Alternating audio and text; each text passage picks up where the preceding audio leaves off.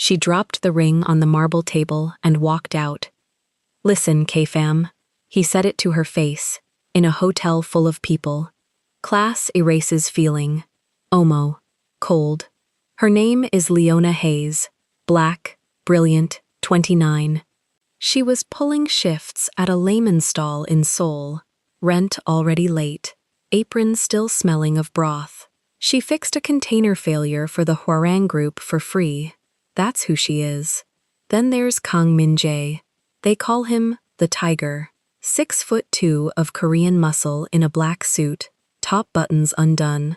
A dark tiger tattoo climbs the left side of his neck and vanishes under his collar. Luxury watch. Signet ring. His father's counsel picked the bride, and it wasn't her. For almost a year they loved each other in secret. His watch, her apron, two worlds that were never supposed to touch.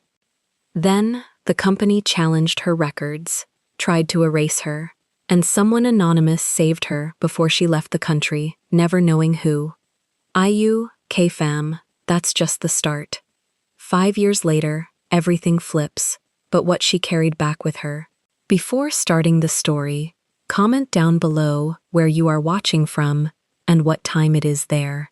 If stories of karma, love, and hidden truths move you, leave a like, be sure to subscribe to the channel, and click join to become a member and help our channel. Leona Hayes wiped down the last stool while the broth still hissed behind her, and the rent notice sat in her apron pocket, folded twice, warm from her own body heat.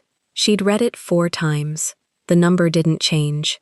Han Sun-hee's stall on the corner of the market ran on razor margins, and this month the razor had cut through.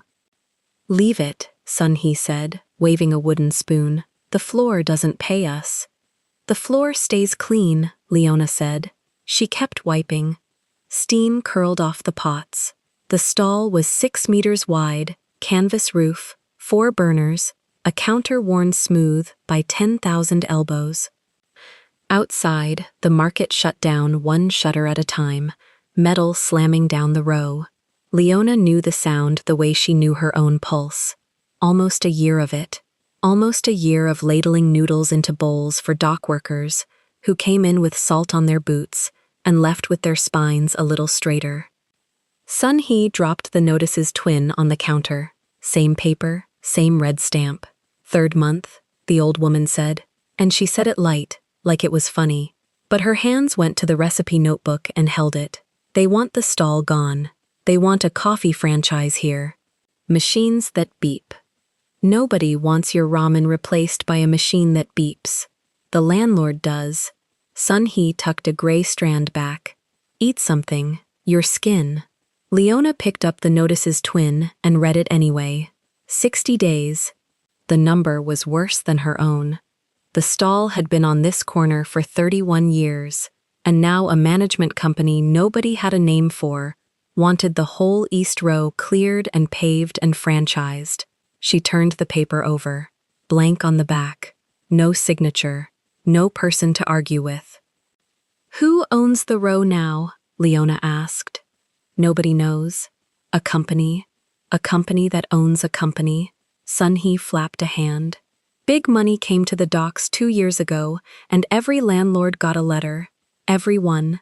The fish man, the rice woman, all of us. Same paper, same stamp." Leona looked at the red stamp again, and something snagged in her. The same feeling she got from a welded breaker. The shape of a thing built to fail on purpose.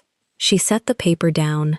"You've been paying somebody 31 years, and now they won't even sign their name." "Now you sound like your mother." Sun-hee smiled with half her mouth. "Doctor, fixing what's sick. My mother fixes people. I fix machines. Same thing, you find where it hurts." Leona didn't eat. She pulled her sleeve up and looked at the burner line.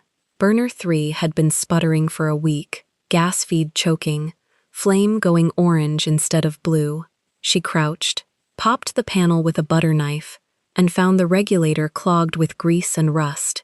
2 minutes with a rag and a pin. The flame snapped back to blue, clean, roaring. Sun Hee watched her do it. You, the old woman said, you should be building bridges, not fixing my burner. I like your burner. That was the thing about Leona's hands. They found the broken part. Always had. Back home, her mother, Dr. Evelyn Hayes, used to say Leona could hear machines complaining before they broke.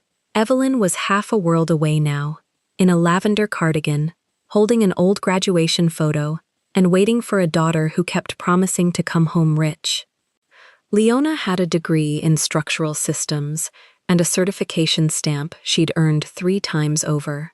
She had that stamp because she was better than everyone who'd told her no. She had that, and she had $11. $11 and a phone plan she paid in cash. $11 and a room over a laundry that smelled like bleach and other people's warm cotton. She'd come to this coast 18 months ago with a plane ticket and a folder of recommendation letters and a certainty that a woman with her hands and her stamp would be building the future inside a week. She'd been wrong about the week. She'd been wrong about the month. The firms took one look at her, black, American, a woman on a dock full of men in matching windbreakers, and found reasons, always reasons, that weren't the real reason. She'd fixed their reactors for free to prove it, and they'd taken the fix and kept the job open, and she'd walked out and found Sun Hee's stall, and Sun Hee had put a ladle in her hand, and never once found a reason. So Leona ladled noodles. And on the side, quietly, off every book that existed, she fixed the port that wouldn't hire her, because a man had eaten her ramen 11 months ago, and now she couldn't stop. Her phone buzzed against her hip. One line. No name. She'd deleted the name months ago, kept the number in her chest instead. Port, now. Bring the stamp. Her stomach did the thing it always did. She pressed her palm flat to the counter until it stopped. Go, Sun Hee said, already reading her face. I close up. Rent. Go, Aishish. The rent will still be here tomorrow, breaking my heart. Your rich boy won't. Leona pulled off the apron, folded it over the stool, and the rent notice stayed in the pocket. She left it there. She didn't want to carry the number to him. The walk to the Hwarang container terminal took 11 minutes if she cut through the fish alley, and she cut through the fish alley. Gulls screamed over the ice. The port opened up ahead of her, cranes like sleeping giraffes, stacks of containers 10 high, the smell of diesel and cold ocean. Her boots knew this ground too. She'd walked it in daylight as a consultant nobody paid attention to, and she walked it now, at night, toward a man she wasn't allowed to be seen with. Kang Min-jae stood at the base of Stack 7, with 2 crews frozen around him, and a tablet shaking in a foreman's hand. He didn't turn when she came up. He felt her. She saw it in his shoulders. The drop, the half-second of ease, then the lock back into command. The tiger tattoo climbed the left side of his neck out of his collar, dark ink catching the sodium lights. Black suit worn open, white shirt, top buttons gone. The overcoat he never buttoned no matter how the wind came off the water. The whole grid's dead, he said, still not looking at her. Refrigerated units, 40 containers of cargo going warm. Which units? 7 through 11, feeds off substation 2. Leona was already moving. 40 reefer containers meant 40 compressors drawing power off a shared bus, and a shared bus meant 1 point of failure upstream. She climbed the maintenance ladder on substation 2, and behind her a foreman said something sharp in Korean. A woman shouldn't. The port's no place. Who is she? And Min-jae said one word that shut the whole yard up. She didn't hear the word. She heard the silence after it. The substation panel was a mess of Hwarang's cost-cutting. Cheap breakers, mismatched gauge wire, a ground bar corroded green. She traced the fault in 90 seconds. A main breaker that had welded itself half open under a load it was never rated for. The reefers were pulling more than the bus could give. It wasn't broken. It was designed to break. She ran the numbers in her head the way other people hummed. 40 compressors, each drawing a locked rotor surge on startup, all feeding through one bus rated for 2/3 the load somebody had hung on it. Whoever spec'd this knew the math. You didn't accidentally undersize a main breaker by that margin. You did it to shave a purchase order and pocket the gap, and you signed a safety sheet that said it was fine, and you slept at night because the thing wouldn't fail until a cold snap pushed the reefers to full draw. Tonight was that cold snap. Her flashlight caught the label on the breaker, a supplier stamp. She photographed it. Habit. The same habit that made her memorize blind spots and wiring diagrams, and slid the phone back in her pocket. "Your breaker's undersized," she called down. Whoever spec'd this bought the cheap one and lied on the sheet. Min Jae's head came up. "I can bridge it tonight," she said. "Reroute stacks 9 through 11 onto substation 4. Buy you till morning. But somebody sold your father garbage and stamped it safe." The foreman started to argue about protocol. Min Jae lifted 2 fingers and the man stopped talking. "Do it," Min Jae said. She did it, rerouted the load, isolated the welded breaker, brought the reefers back one bank at a time so the inrush wouldn't trip the whole yard again. The compressors kicked in, 1, 5, 20, 40, a sound like the port exhaling. Cargo saved. Millions in cargo, and she'd done it with a pair of insulated gloves and the wiring diagram she carried in her head. Nobody offered to pay her. Nobody ever did. She was a favor. She was off the books, the way she was off the books in every part of his life. One of the crew, a young one, no more than 20, sweat frozen on his lip, caught her eye as she came down the ladder. He'd watched her save his night's wages.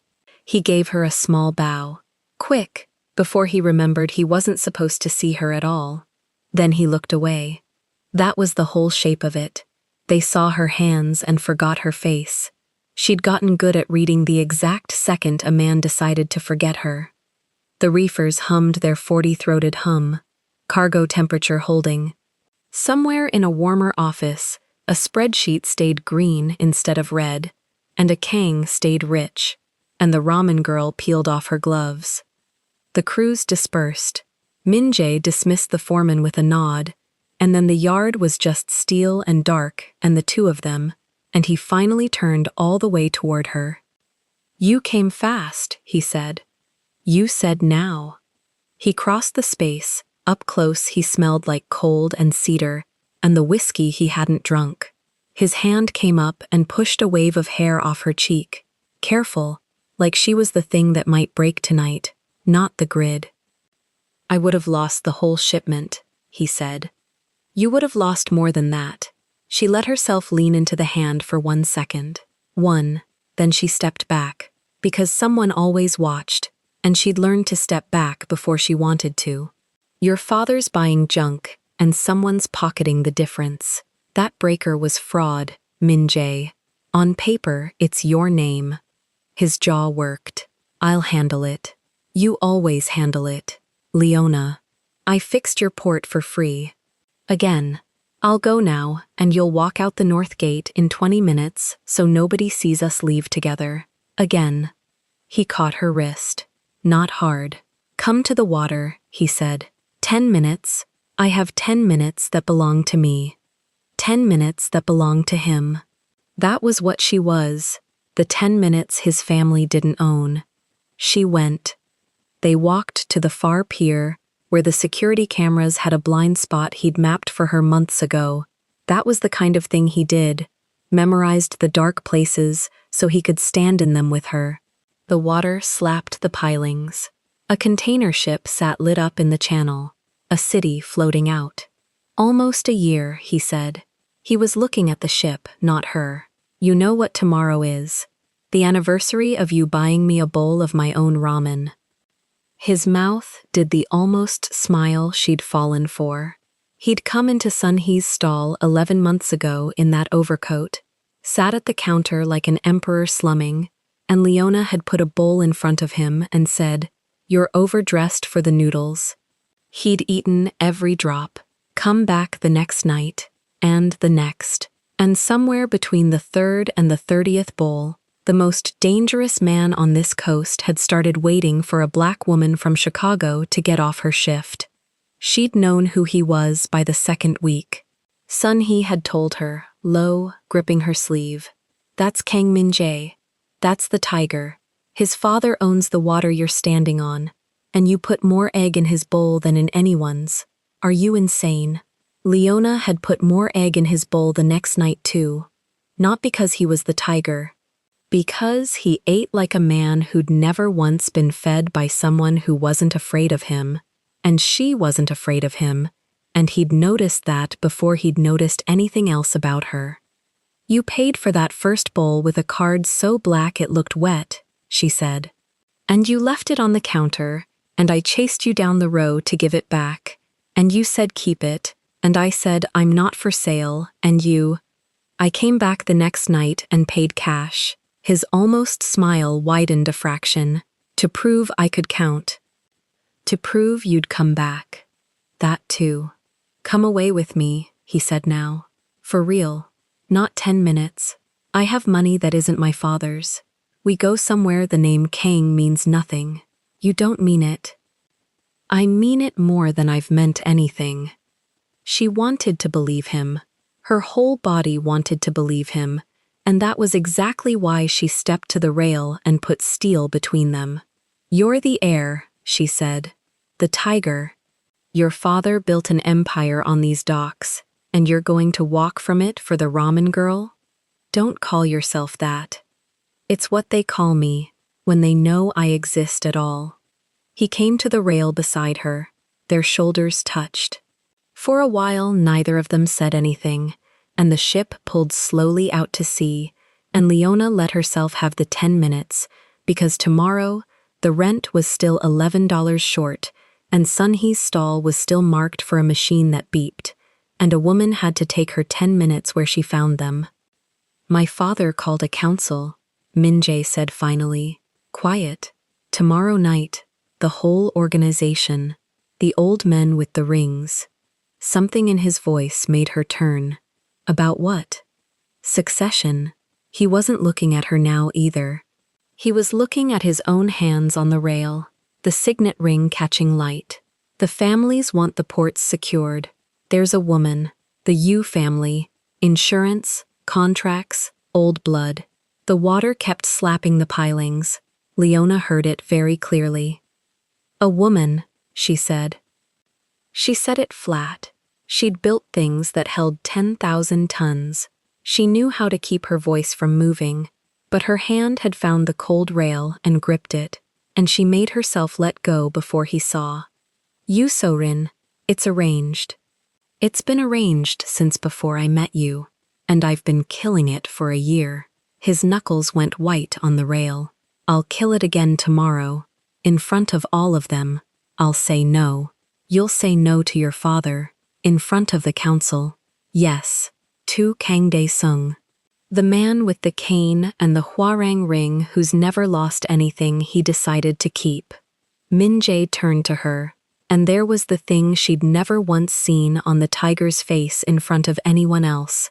Fear, plain and human. Fear of the one man he couldn't outcommand. "I'll choose you," he said. "Tomorrow, out loud.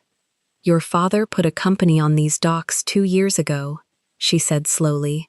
"Sent letters to every landlord. Red stamp, no signature.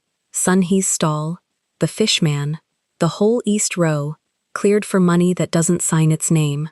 That's business. That's the port expanding.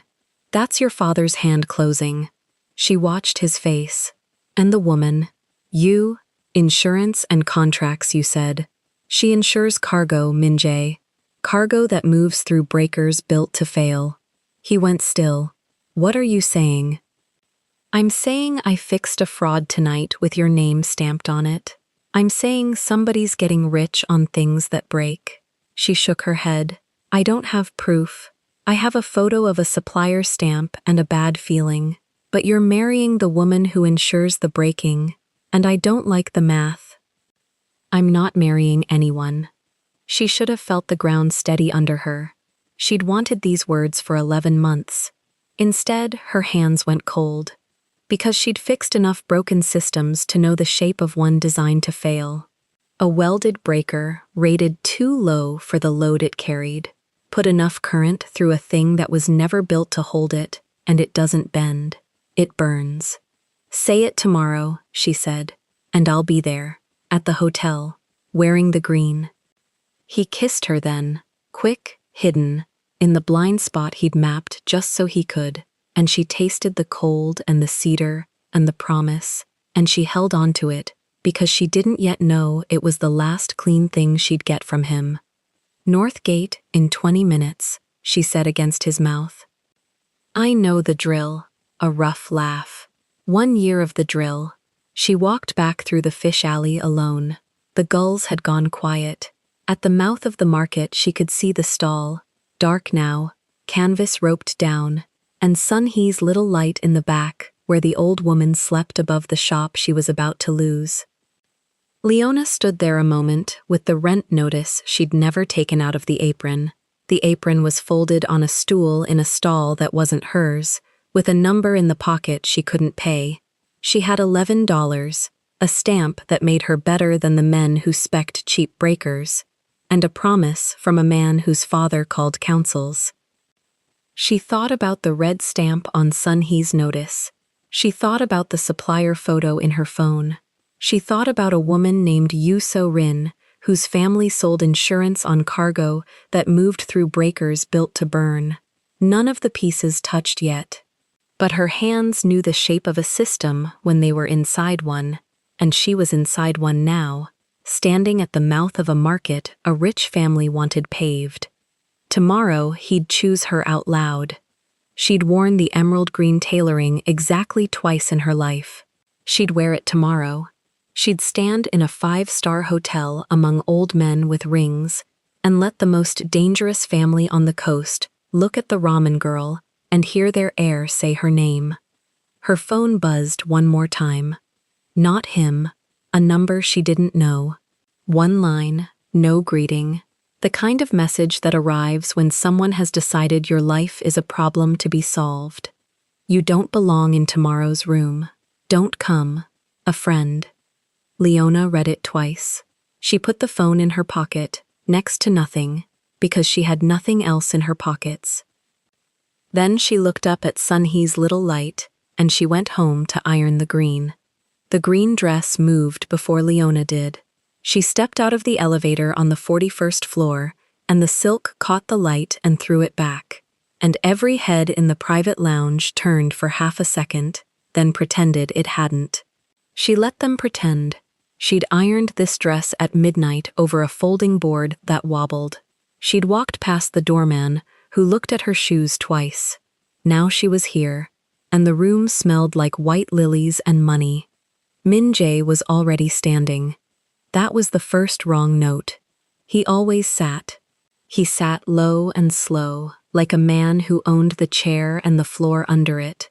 Tonight he stood by the window with his back half to her, and the tiger on his neck faced her instead of his eyes. You came early, he said.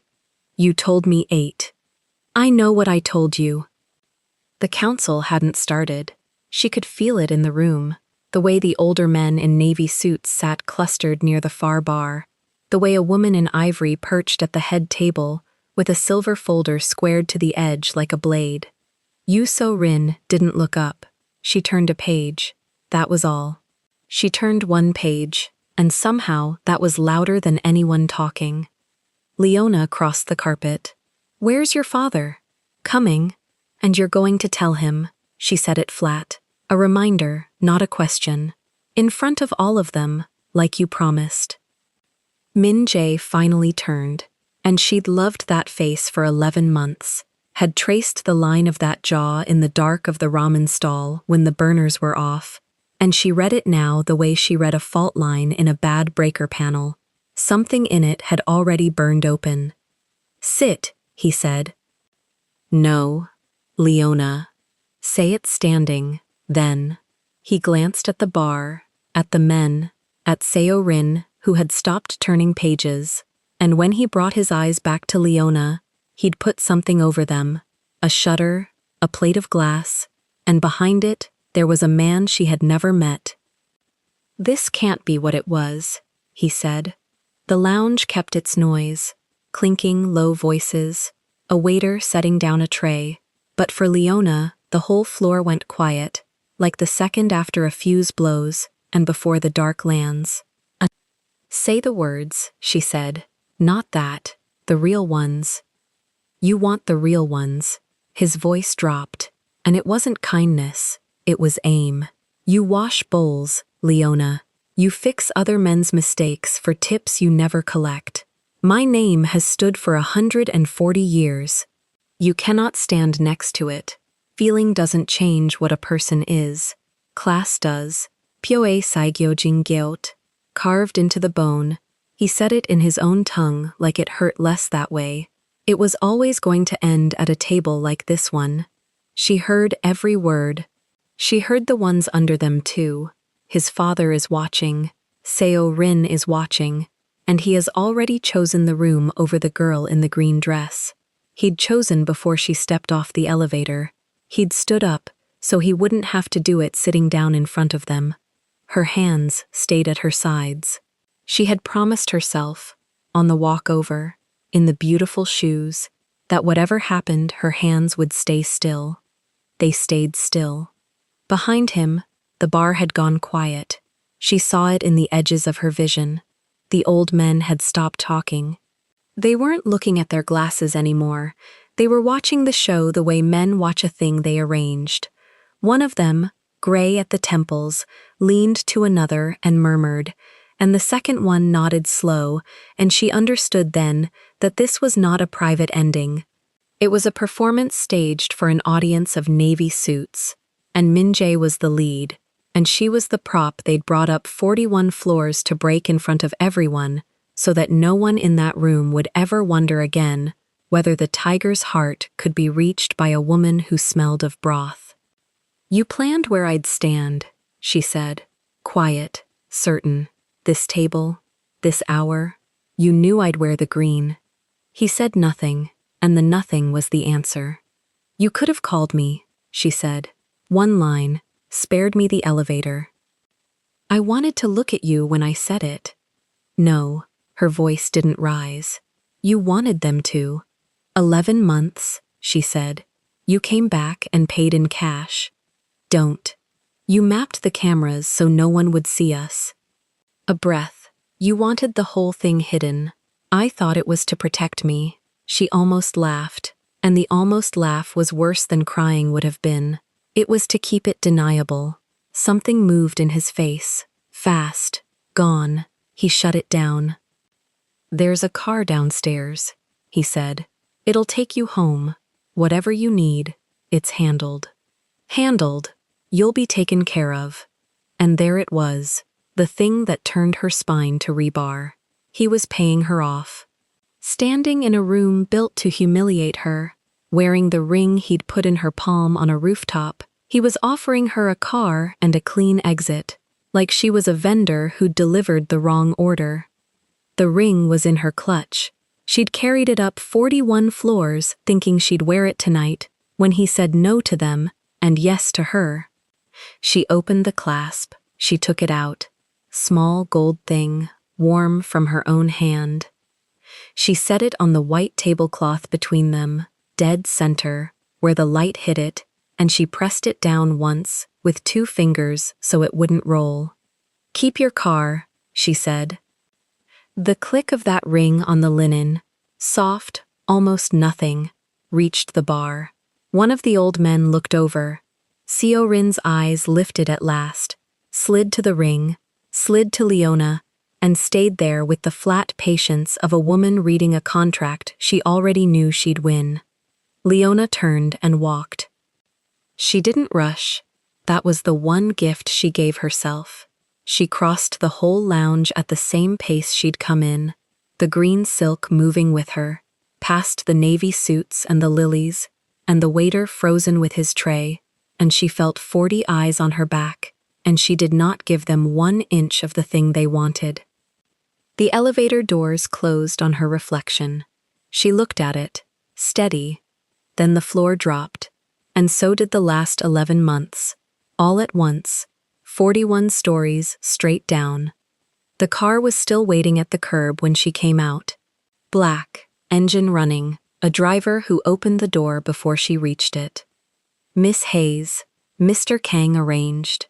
Walk, she told her own feet, and she walked, past the car, past the doorman, into the wet street, and the beautiful shoes were wrong for the pavement, and she didn't care. 3 blocks. 4. The neon of the harbor market came up ahead of her like a low fire, and she went toward it because it was the only place in this whole country that had ever let her keep her hands busy instead of empty. Sun Hee's light was on above the shuttered stall. Leona didn't knock. She sat on the cold step under the closed awning, in the green dress, and she pulled the pins out of her hair, one by one, and held them in her fist, and she breathed. The market smelled like fish water, and fry oil, and rain. It smelled like the only real thing she'd had here. Her phone buzzed once. She didn't look. She already knew there'd be no name on it. But when she finally turned it over, it wasn't the anonymous number. It was an email. Ministry letterhead.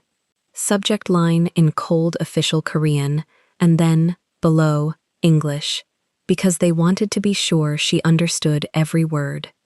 Review of Structural Systems Certification. Holder, L. Hayes. She read it twice, the way she read everything that mattered. Her professional license, the certification stamp she'd earned in Chicago, the one that let her sign off on load-bearing systems, the one thing that made her more than a woman who washed bowls, was under formal challenge. An accredited firm had filed a petition questioning the validity of her foreign credential. Pending review, her authorization to perform certified structural work in the country was suspended, effective immediately. The firm's name was at the bottom. Hwarang Structural Compliance, a subsidiary, registered to the Kang Holding Group. She sat very still on the step. He hadn't just ended it, or his father had, or the two of them, or the machine they both fed. It didn't matter whose hand was on the pen. Somebody in that building had decided that a clean break wasn't enough. The girl in the green dress had to leave with nothing. No man, no ring, no name, and now no stamp. They were unmaking her on paper so that in 6 months, no one could point to her and say she'd ever mattered enough to be sent away. Take the stamp, and the 18 months of favors turned into nothing. No proof she'd rerouted 40 containers. No proof she'd caught a fraud in a substation. Just a foreign woman with a contested license and $11. Ayesh. The word came out of her low and hard, a curse she'd picked up over the burners. Jinja. Sun Hee's door opened above her, slippers on the stairs. You'll ruin the dress, the old woman said, and sat down beside her on the cold step like it was the most ordinary thing in the world, and didn't ask a single question. They sat a while. A cat crossed the wet lane. Somewhere a shutter rattled down. They took the paper that says what I am, Leona said finally. She held the phone up without looking at it. The stamp, the one thing that traveled with me. His father's firm filed against it, an hour after I dropped the ring. Sun Hee looked at the screen, at letters she couldn't read, and then at the young woman's face, which she could. When my husband died, the old woman said, his brother came with papers too, said the stall was never mine to keep, said a woman couldn't hold the lease. She shrugged, small and hard. Paper is only strong until someone stronger tears it. You just have to become the someone. Leona turned and looked at her. And if I can't, then you cook, Sun Hee said. And you wait. And you watch who signs what. The port never forgets a signature, my girl. It only pretends to. She patted Leona's knee once and stood with a grunt. "Come up, broth still warm." The next 3 days moved like water going down a slow drain. Leona went to the ministry office at 8 in the morning and stood in a line and was told her file was in review. She went to a lawyer whose fee she couldn't pay and who told her the truth for free. Contesting a challenge like this, against a firm with the Kang name behind it, took months and money and a local sponsor, and she had none of the three. She went back to the stall at night and worked the burners for Sun-hee for nothing, because her hands needed the burners, because standing still was the one thing that would kill her. On the second night, the anonymous number sent one line. "Don't fight it there. Fight it where you're strong. A friend." She stared at it under the awning until the screen went dark.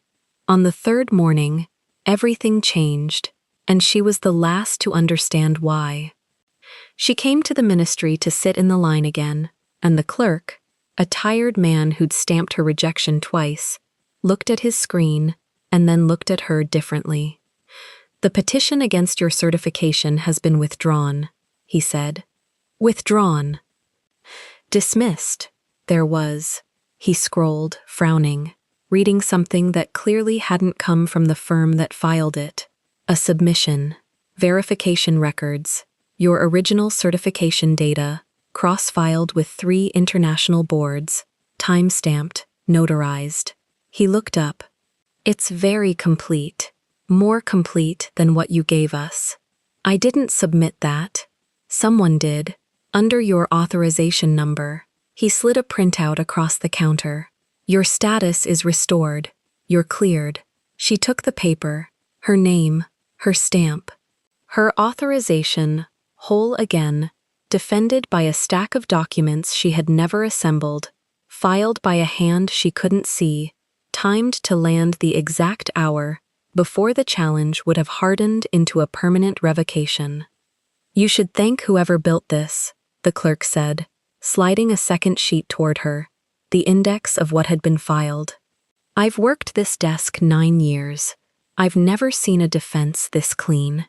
Whoever pulled these records had access to boards on 3 continents and knew the exact filing your challenge would trigger and answered it before it happened." He tapped the page. "That's not luck. That's someone who read the whole game before it started." Leona ran her eyes down the index. Every credential she'd ever earned, documents she'd forgotten existed, a transcript from a Chicago board she hadn't touched in 6 years, pulled and notarized and cross-filed, all in the window between the ring hitting the tablecloth and this morning.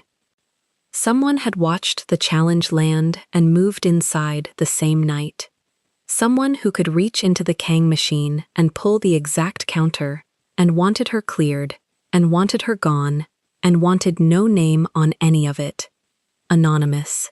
Every page of it. No filer, no firm, no signature. Just the records. Her records, better organized than her own, appearing out of nowhere to catch her the instant before she hit the ground.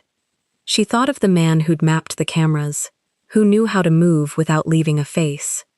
She thought of Seo Rin turning a page. She thought of the line, "Fight it where you're strong." She would spend a long time not knowing whose hand it was. That was the thing that would follow her across an ocean and sit in her chest for 5 years. Not the man on the 41st floor, not the ring on the white cloth. The not knowing. Somebody in that world had saved her and let her leave, thinking she'd saved herself.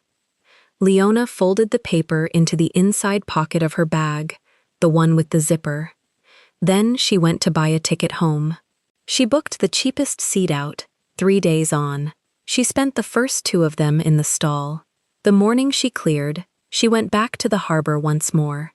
Not to the terminal, not to the tower, just to the fence line, where the container yard met the market road.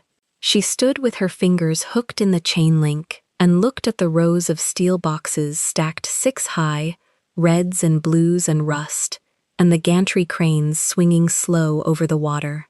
Substation 2 sat squat behind its own fence, A new padlock on the door where an old one had been. Someone had changed it. Someone was tidying up after a fault that a foreign woman had caught and no report had ever named. She photographed the padlock. She didn't know why. Her hands knew before she did. The same hands that saved receipts, that zipped things into inside pockets, that had spent 18 months collecting proof no one ever asked her for. Something in her was already building a case for a courtroom that didn't exist yet. Then she went back to the burners. She fixed things. That was how she said goodbye. She didn't have words for it, so she fixed things. She rebuilt the regulator on burner 2, the way she'd done burner 3. She reseated the gas line.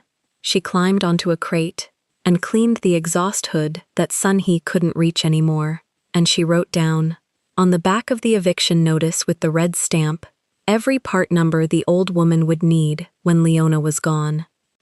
"You could stay," Sun-hee said on the last night, not really believing it, ladling broth for the two of them. "Fight the eviction with me. 2 stubborn women. You'll lose the corner in 60 days no matter who fights it," Leona said, gentle. "It's not a corner they want. It's the whole row. Somebody drew a line on a map 2 years ago." She set down her spoon. "I've seen how they draw lines here. On paper, where you can't see the hand." Sun-hee reached over and pressed something into her palm. Small, worn, warm from the old woman's pocket, her recipe notebook, the wooden bracelet looped around it twice. "So you don't forget the broth," Sun-hee said. "And so you come back and give it to me when it means something." Leona's throat closed.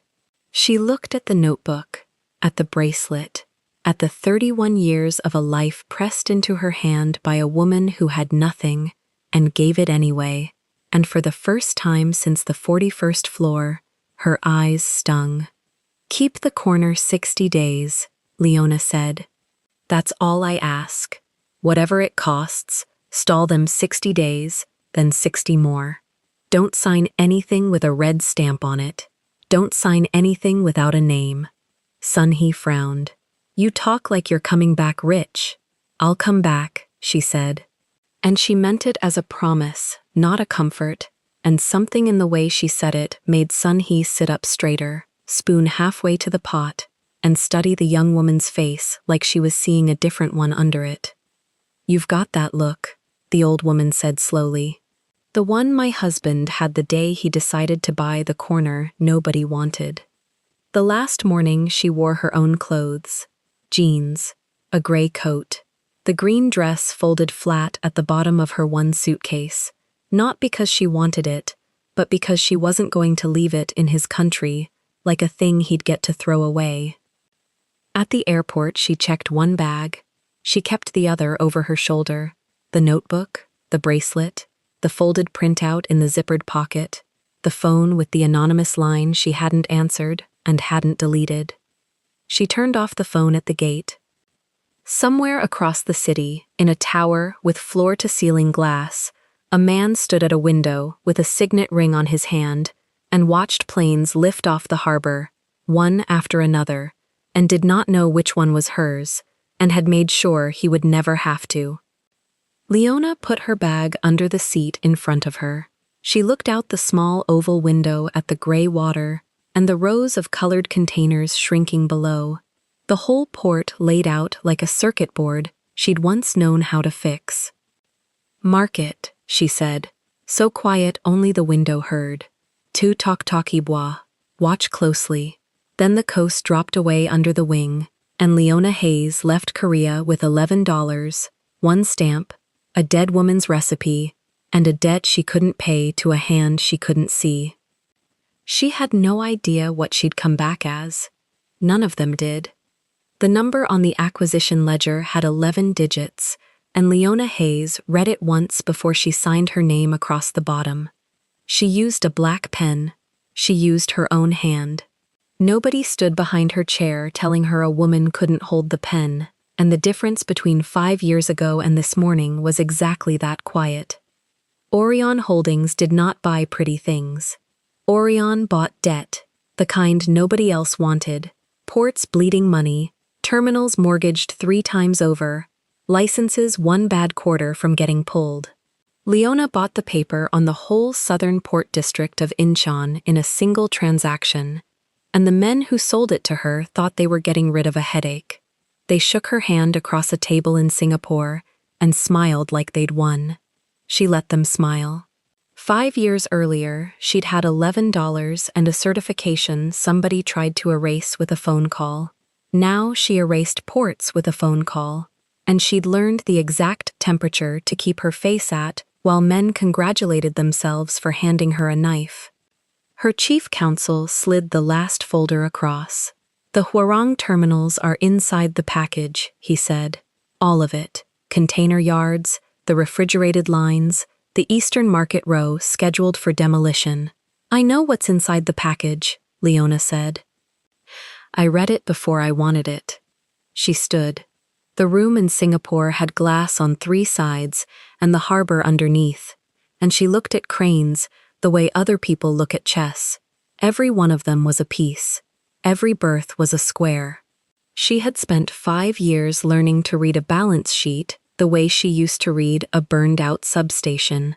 Find the part somebody undersized on purpose, find who pocketed the difference. "When do they announce the buyer?" she asked. "Friday. Business Network, the morning segment. They want a face on the deal to calm the workers. Then they'll get a face." Kang Min-jae ate ramen at his desk on Friday mornings because it was the one habit his father had never managed to beat out of him. Not the good stuff, not the catered thing the assistants brought up. He kept an electric kettle in the corner of an office that cost more per month than most men made in a year, and he made the cheap kind. The kind with the foil packet, because the smell of it did something to a place behind his ribs that nothing in the tower could touch. The television on the wall ran muted most of the time. Numbers scrolling, 1 against the dollar. His father's face, sometimes, at a ribbon cutting. That morning, the anchor said a name, and Min-jae's chopsticks stopped halfway up. Orion Holdings has completed its acquisition of the Southern Port District, one of the largest private port transfers in the country's history. The firm's founder and chief executive joins us this morning. He looked up because he thought he'd misheard the number. He kept looking because the woman who walked onto the set was Leona. The broth went down wrong. He coughed it back, hard, a spray of it hitting the desk blotter, and he did not reach for a napkin.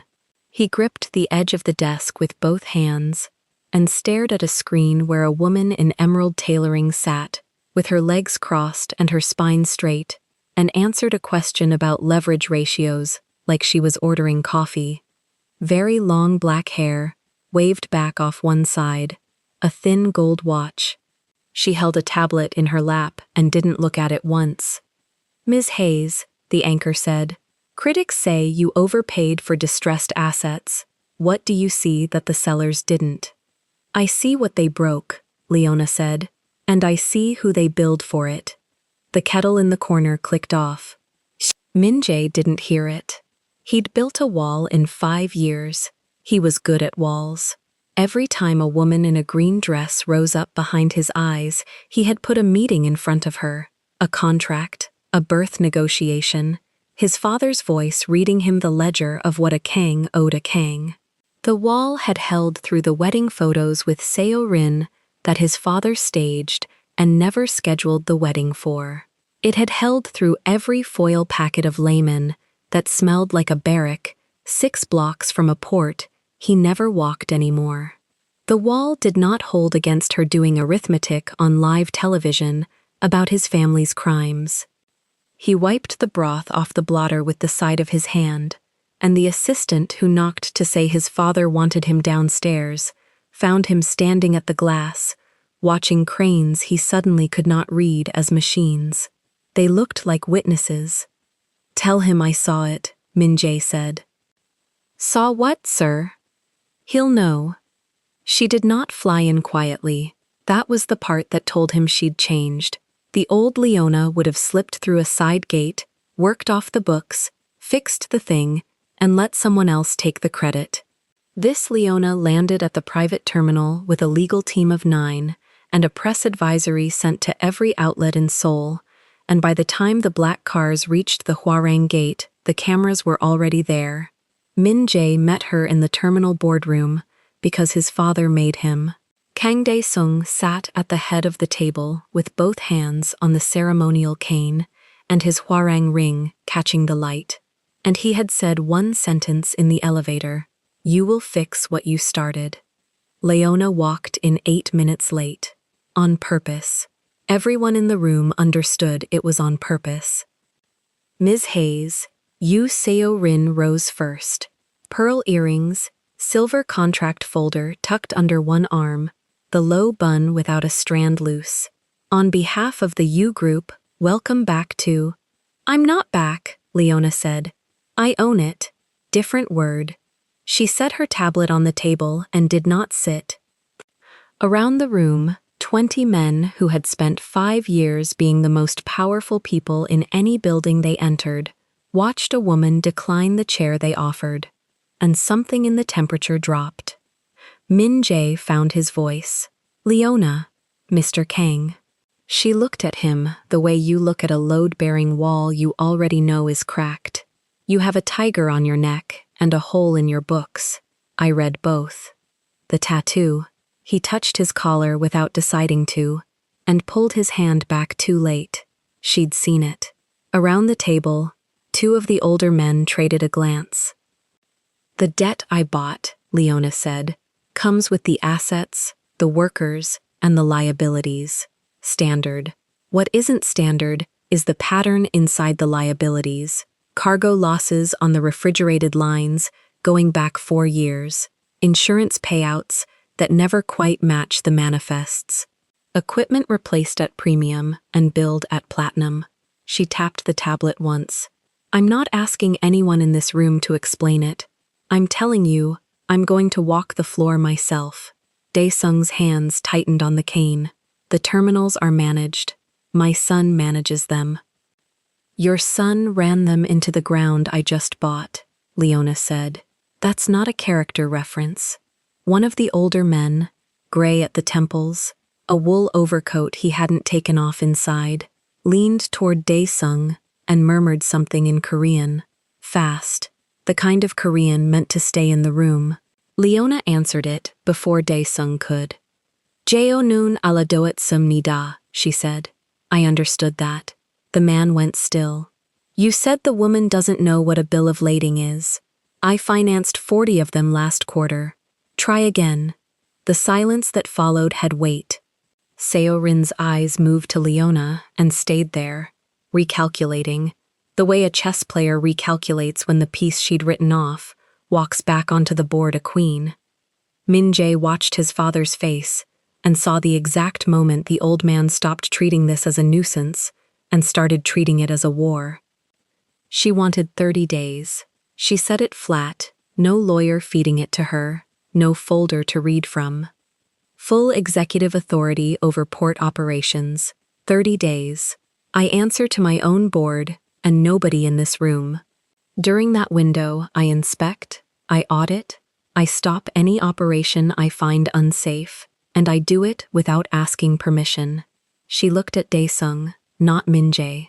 "You can grant it as the outgoing operator, or I exercise it as the creditor, and it gets ugly in front of the licensing ministry. Your call, and I'd make it quickly. The cameras outside get bored." Seo-rin's voice came smooth and cool. "That's an extraordinary demand for a landlord." "I'm not the landlord. I'm the reason your terminals still have a license Monday." Leona finally sat, and the sitting was a weapon, because it said she had all day and they did not. "You're one incident away from a federal shutdown. I can prevent it, but I prevent it my way, with my hands on the equipment, or I don't prevent it at all. And if we refuse?" Seo-rin's voice never rose. That was her weapon, the way stillness was Leona's. "The debt is bought. The assets transfer regardless. You have what you paid for. Why the theater?" "Because paper isn't proof." Leona held her gaze. "I own the losses. I don't yet own the reason for them." 30 days on the floor, hands on the equipment, and I stop owning a mystery and start owning a case. You know the difference. Your whole family business is the difference between a claim and a case. She let that sit. You insure these lines, Miss Yu. When they fail, you pay. Or you're supposed to. I'd read my own policies very carefully this month, if I were you. Something crossed Seorin's face and was gone. A flinch, filed and buried. But Leona had spent 5 years reading faces across negotiating tables, and she caught the edge of it. She said nothing. She wrote it down behind her eyes, next to the printout in her coat, next to the solder bead, next to every small warm loop she was going to follow home. The room went quiet enough to hear the harbor. Dae-sung looked at his son. Min-jae looked at the table. And into that silence, the old man did the math no father wants to do out loud, that the woman across the table could close his ports on a Friday, and there was not one thing his name could do about it, and he pushed the ceremonial pen across the wood with the tip of his cane. 30 days, Dae-sung said, not 1 hour more. I won't need 1 hour more, said Leona. She signed, same black pen, same steady hand. And when she pushed the document back, it was Seorin who reached for it first. Seorin, who read every line twice. Seorin, whose thin lips pressed thinner as she reached the clause that gave a woman she'd watched drop a ring on a tablecloth the right to open any locked door in the district. The first inspection was that afternoon. Leona did not wait for morning. She did not change out of the emerald into anything softer, and when a terminal manager handed her a hard hat and a visitor lanyard, she took the hard hat and dropped the lanyard on the ground. Visitors ask, she said. I don't. She went straight to substation 2. She knew the way. That was the thing that made Min-jae's stomach turn as he followed her across the yard with Park Jun-ho a step behind him, radio crackling. She knew the way without a map, knew which stack, which service ladder, knew to turn left at the reefer lines where a stranger would have turned right. 5 years, and she walked it like she'd walked it yesterday. The padlock on substation 2 was new, newer than 5 years, but new again, replaced, and replaced clumsily.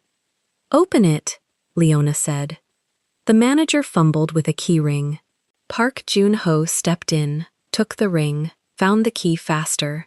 He had a small scar by one eyebrow and eyes that missed nothing, and he looked at Leona for a half-second too long, like a man filing something away. The door swung. Inside, the same violation she'd photographed the night before she left the country, except worse. The undersized main breaker was gone, replaced with one that looked correct on the faceplate and was wired to bypass its own trip. Somebody had spent money to make a dangerous thing look safe on paper. Leona crouched. She ran 2 fingers along the bus bar, checked the gauge stamped on the conductor, checked the rating printed on the breaker, and then she did the math she used to do for free, at midnight, for a man who never paid her. She pointed at a bead of solder near the breaker's lower lug. Someone tacked the trip arm half open. Same trick as the yard failure 4 years back. You don't learn this from a manual. You learn it from whoever taught you the first time. She looked up at the manager.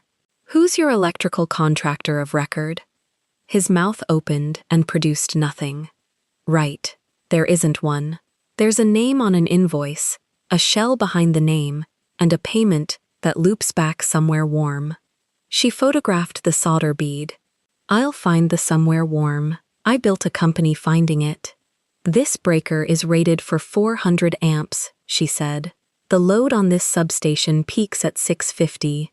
It's wired to hold instead of trip, which means it doesn't protect the line. It protects the paperwork. She stood and turned to Min-jae. When this fails, and it will, 40 containers cook. The cargo's a total loss, and someone files an insurance claim for equipment that failed unexpectedly. Except it's not unexpected. It's scheduled. You just don't know the date. Min-jae's jaw worked. The equipment logs show routine maintenance. The logs show what someone typed, Leona said. I'm reading the copper. She pulled out her tablet, photographed the breaker, the stamp, the bypass wiring, the serial plate. She did it slowly, so everyone standing there understood she was not gathering curiosity. She was gathering evidence. By the time the sun dropped behind the cranes, she had opened 3 more substations and found the same fingerprint on 2 of them. Good faceplates, gutted protection, a paper trail that swore everything was fine. She had a manager sweating through his shirt, and a stack of photographs, and a number forming in her head, the number of how much a port loses on purpose so somebody can collect it back clean. She stopped at the reefer lines, where the failure had happened 5 years ago, and stood a while with her hand flat on a cold container door. The workers noticed. Word travels a yard faster than any radio. The new owner walked the floor herself, opened the doors the managers kept shut, read the copper instead of the logs. A forklift driver who'd been there 12 years took off his cap when she passed. She nodded to him. That nod was worth more, to the men on the concrete, than the 11 digits on the ledger. You worked here before, the driver said, low, not quite a question. The layman girl, Sun-hee's stall. Leona didn't stop walking, but she answered, I worked here for free. Now I work here for keeps. The driver grinned like she'd handed him something. By morning the whole floor would know, and the managers would hate that they knew. Park Joon-ho found her at the last substation as her team packed the cases. He kept his voice low, under the radio chatter, under Min-jae's range. You knew where the 4th one was, he said. Nobody told you. Leona clicked the case shut. I've walked this yard before. I know. The scar by his eyebrow lifted a fraction. I've read the incident reports going back 6 years. There's a night in one of them. Refrigerated lines, 40 containers, a full substation reroute done by hand in under an hour. No contractor billed for it. No name on the ticket. He watched her. Whoever did that saved this company $8 million and never got paid. Leona picked up the case. Sounds like they were a fool. Sounds like they were the only honest person on the property, Park said. The report got filed under anonymous Good Samaritan. Somebody in this company has been keeping a very careful list of what breaks and who fixes it. I've always wondered who reads that list. For one beat, she held his eyes, and behind the flat executive calm, something moved. The old instinct, the one that collected proof for a court that didn't exist yet. She had built the court. She was standing in it. You've read that report a lot of times, she said. I read everything that doesn't add up, Park answered. This whole yard doesn't add up. It hasn't for years. I flagged it. Twice. Both flags disappeared. His jaw tightened. I've got a badge and a radio, and no authority to open a locked door. You've got 30 days and the key to all of them.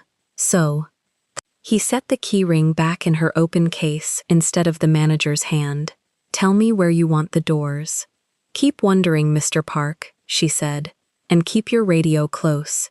In 30 days, this yard runs clean or it doesn't run.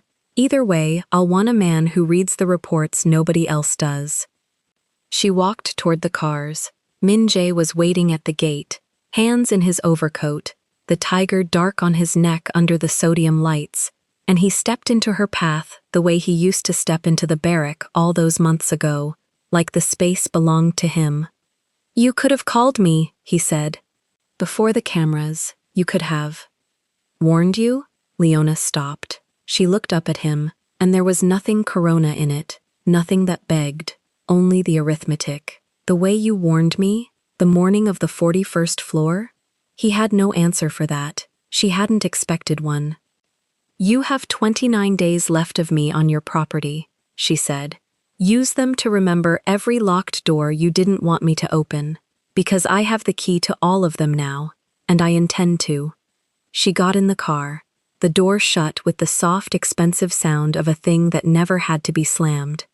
And as the black sedan pulled through the Hwarang gate past the cameras still flashing, Leona Hayes looked back once at the yard she used to fix for free, at Substation 2 with its new lock and its old lie, and she pulled a folded printout from the inside pocket of her coat, the one with the zipper, the anonymous certification records she'd carried out of this country 5 years ago and never stopped studying.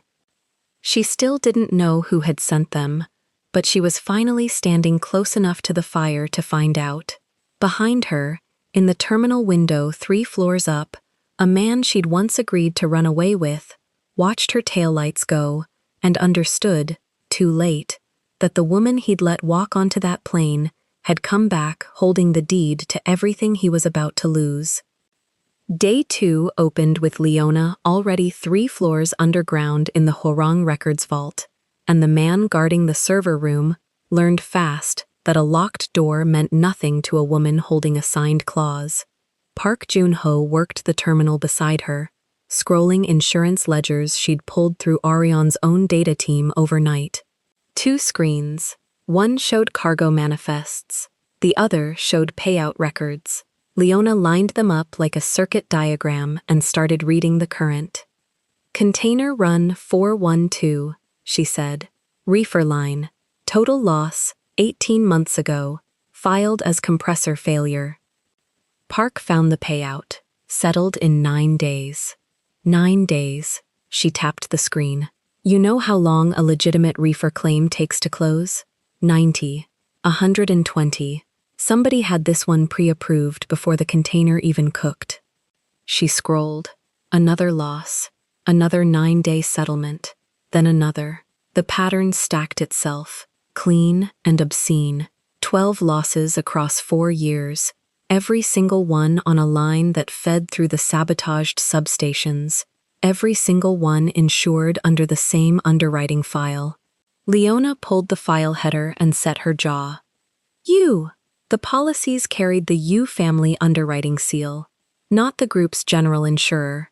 A private carrier, sitting inside the U house, writing coverage on exactly the cargo that passed through exactly the breakers built to fail. They didn't lose the cargo, Park said slowly. They shipped it out first. Ship the goods out the back. Cook the empty box. Collect on a full manifest. Leona sat back. Someone bills the loss to the port. Someone else collects the payout. And the difference goes somewhere warm. She let the phrase sit. 5 years she'd carried that suspicion with no shape. Now it had a shape, and the shape had a name stamped on the corner of every file. Park looked at her. This is enough to freeze the licenses. This is enough to make them nervous. Nervous men make mistakes. I want the mistake. She stood. Copy everything. 3 destinations. My legal team. An offshore mirror. And a sealed box. Only I open. If it lives in one place, it dies in one place. He was already typing. The mistake came faster than she planned, and it came at her data. By noon, the Orion mirror flagged a scrub. Someone inside the Hwarang network was reaching into the archival server and deleting reefer telemetry, the sensor logs that time-stamped every temperature spike on every failed container. Wipe the telemetry, and the losses looked like acts of God instead of scheduled executions. Leona watched the deletion crawl through the directory in real time, files vanishing in a slow tide. She didn't shout. She picked up the desk phone and called her own team. They're pulling the temperature logs. And right now. Which means the logs matter. A beat. How much did we already pull? The answer came back. Everything from the last 4 years, mirrored offshore before the scrub started. Orion had copied the vault the night she signed the clause. Whoever was deleting a corpse. Let them finish, Leona said. Don't stop it. Let them think it worked. Park stared at her. You're letting them delete the evidence. I'm letting them delete their copy, and I'm watching who's holding the shovel. She turned the second monitor toward him. The deletion command carried an access credential.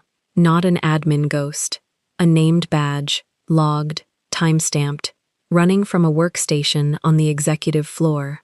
Whoever built this was smart for 6 years. 6 years of no fingerprints. And the first time I put my hand on the wall, they panic and use their own key. The name on the credential wasn't Yuso Rins. It was a compliance officer 3 tiers down. But the workstation had been authorized that morning by a signature Leona recognized from a silver contract folder. She saved the log, sealed box, then she stood and walked to the door. "Where are you going?" Park asked. "To the floor. They just told me the paperwork's scared. Time to find out if the men are." The container yard at midday moved like a body that had forgotten it was sick. Cranes swung. Forklifts threaded the rows. Leona walked into it without a lanyard, without an escort past Park, and the work slowed around her the way water slows around a stone. Men who'd spent 5 years being told the American woman was a tourist watched the American woman put her bare hand flat on a reefer door and read the seal number off it without looking at the paperwork. She stopped at a knot of longshoremen near Stack 9. The foreman was there, the one who'd suffered through the first inspection, sweating, and he started to sweat again. Leona didn't address him. She addressed the crew. "Line 711, she said, in Korean, loud enough to carry. "Reefer stack. How many of you loaded it the week before it failed?" Silence. Boots shifting on wet concrete. An older man raised his chin. 12 years on the yard. She remembered him. The forklift driver who'd pulled off his cap for her the day before. "I loaded it," he said. "Was it full when you sealed it?" The man looked at the foreman. The foreman looked at the ground. That was the whole answer, and every man standing there heard it. "It was full," the driver said. "I sealed 40 boxes full. The report says 31 arrived spoiled, and 9 were empty on inspection. 9 boxes I sealed with my own hands." He spat to the side. "They told me I miscounted, docked my week for it." "You didn't miscount." Leona let that land. "Somebody moved 9 boxes of your work out the gate at night and told the world you can't count to 40. She swept her eyes across the crew. "Every man here who got docked for a load that vanished. I have the manifest. I have the weight tickets. I have the gate logs. You didn't lose it. It was taken, and your paycheck paid for the lie." The driver's jaw worked. "Who took it?" "That's what my 30 days are for." She pointed at the foreman, finally. Another man pushed forward before she finished. Younger, greased to the elbows. "My cousin drove the night shift on that stack. They pulled him off the schedule the week the report came out. No warning. He's been out of work a year." He jabbed a thumb at the office trailer. "They said he talked too much." "Talked about what?" "About a truck. A truck that came to the reefer line at 3 in the morning with no gate ticket and left heavy." The man's voice dropped. "He said it was empty going out and full coming. No, full going out, empty coming back." He kept mixing it up because it made no sense. Why would boxes leave a stack that was supposed to be sitting still? Because they weren't sitting still. Leona filed the cousin's name in her head. "Tell him Orion's hiring for the audit team. Tell him the money's real, and the gate logs are safer than his old schedule." The younger man stared at her, then nodded once, hard, and stepped back into the crew, a different man than he'd stepped forward. "He knows part of it. He's not the top of it. The top of it wears pearls and signs the insurance." A murmur moved through the crew, low and dangerous. "I'm not asking you to trust me because I own the debt. I worked this coast for free once. Sunhee's stall, second row of the market. Some of you ate there." A few heads nodded, slow. "I fixed your substation at 2 in the morning for a bowl of noodles and nobody's name on the invoice. I'm the same hands. The only thing that changed is now I hold the deed." The forklift driver put his cap back on. Then he took it off again and held it against his chest. the same gesture from the day before, but this time it was a vote.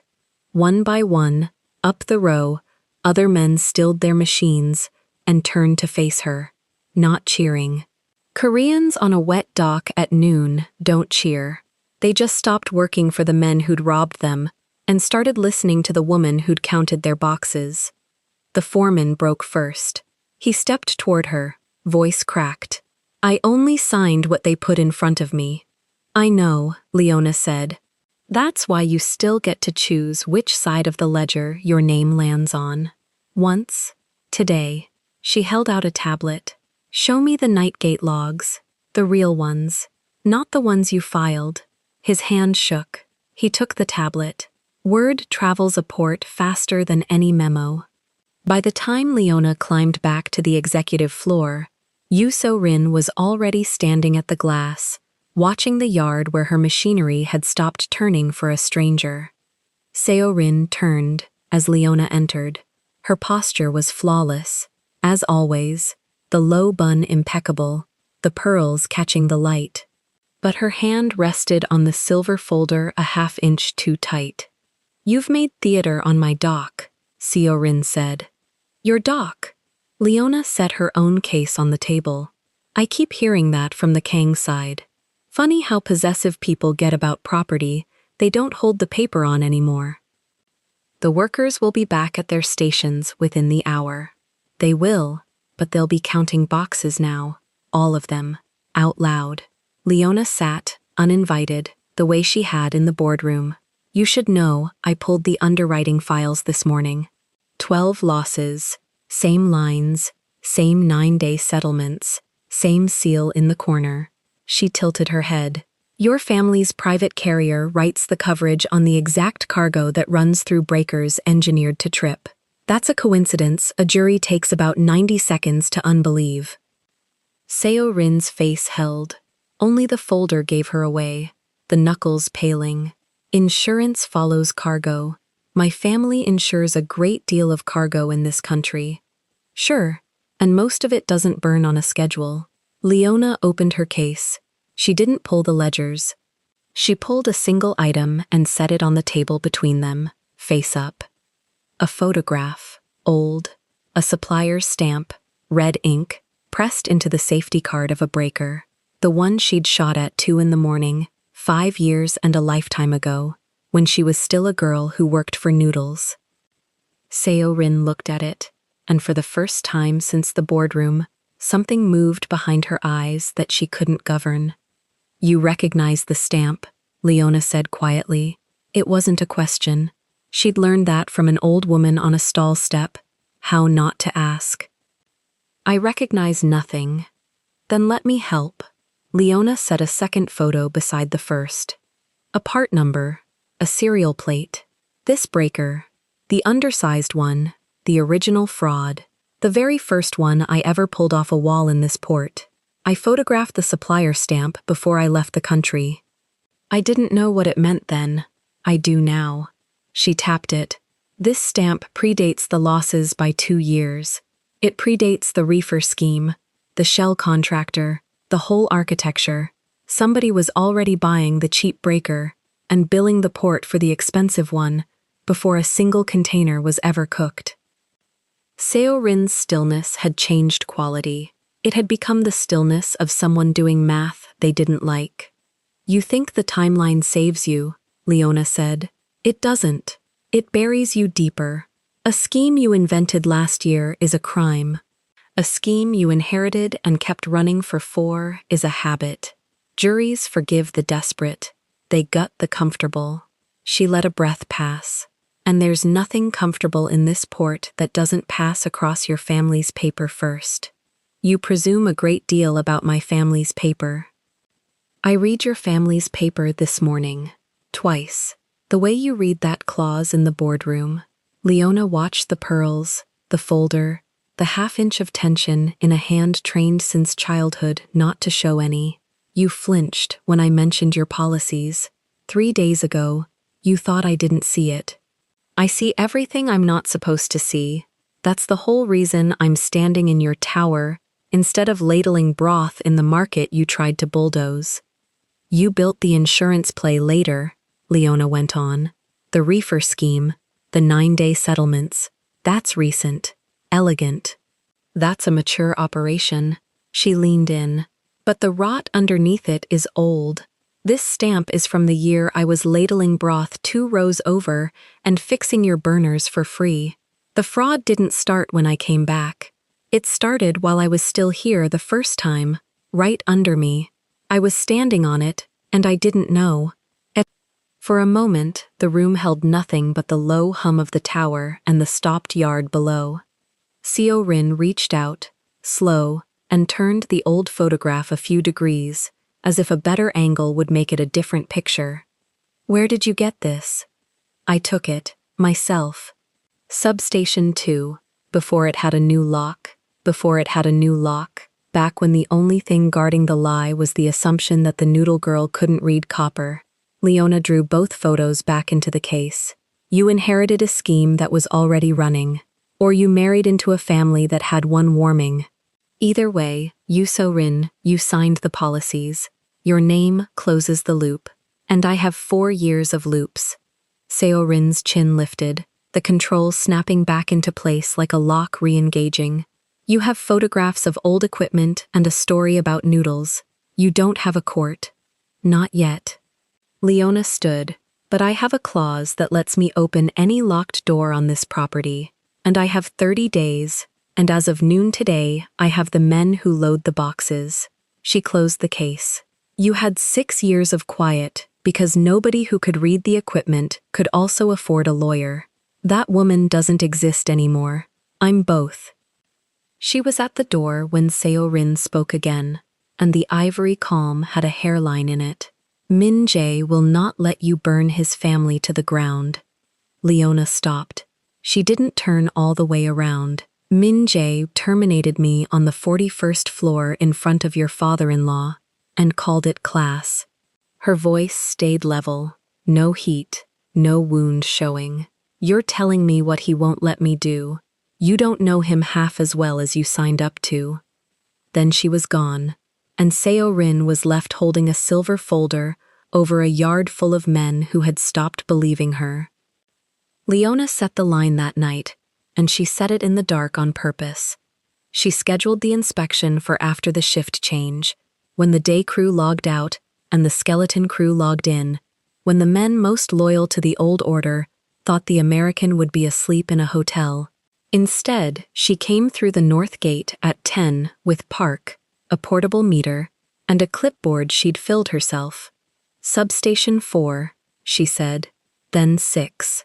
Then I want the switchgear room nobody's put on a diagram. Park kept pace. There's no drawing of a room that isn't on a diagram. Exactly, which is why there's a room. She'd read 6 years of load reports, the way Park read incident logs, and the numbers didn't close. Power went into the yard that didn't come out of any panel on file. Somewhere between the substations and the reefer lines, there was a distribution point off the books, and off the books distribution was where a man hid the wiring that made a breaker lie on command. They found it behind an unmarked steel door in the maintenance spine, and the day shift key didn't fit, and the night foreman said he'd never been issued one. Park had it open in 90 seconds anyway. Inside, a switchgear cabinet, newer than the room, feeding a bank of relays that had no business existing. Leona put the meter on the bus and read it, and went very still. They can trip any reefer line from here, she said. Remotely, on a timer, on a signal, on a phone call. This isn't a breaker that fails. This is a switch somebody throws. She traced the feed with a finger an inch off the copper.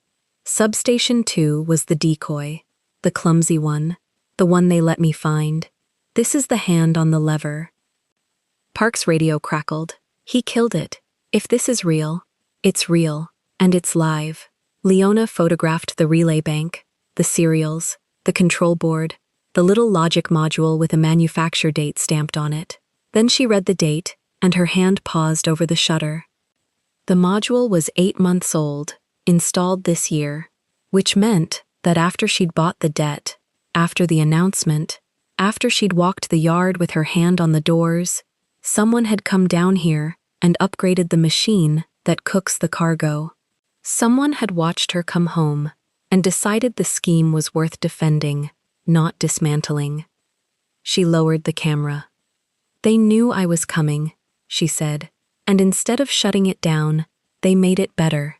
She looked at Park in the dim of the switchgear light. "That's not a man cleaning up a mess. That's a man who thinks he's going to win." Park met her eyes. "Then we take the room." "No.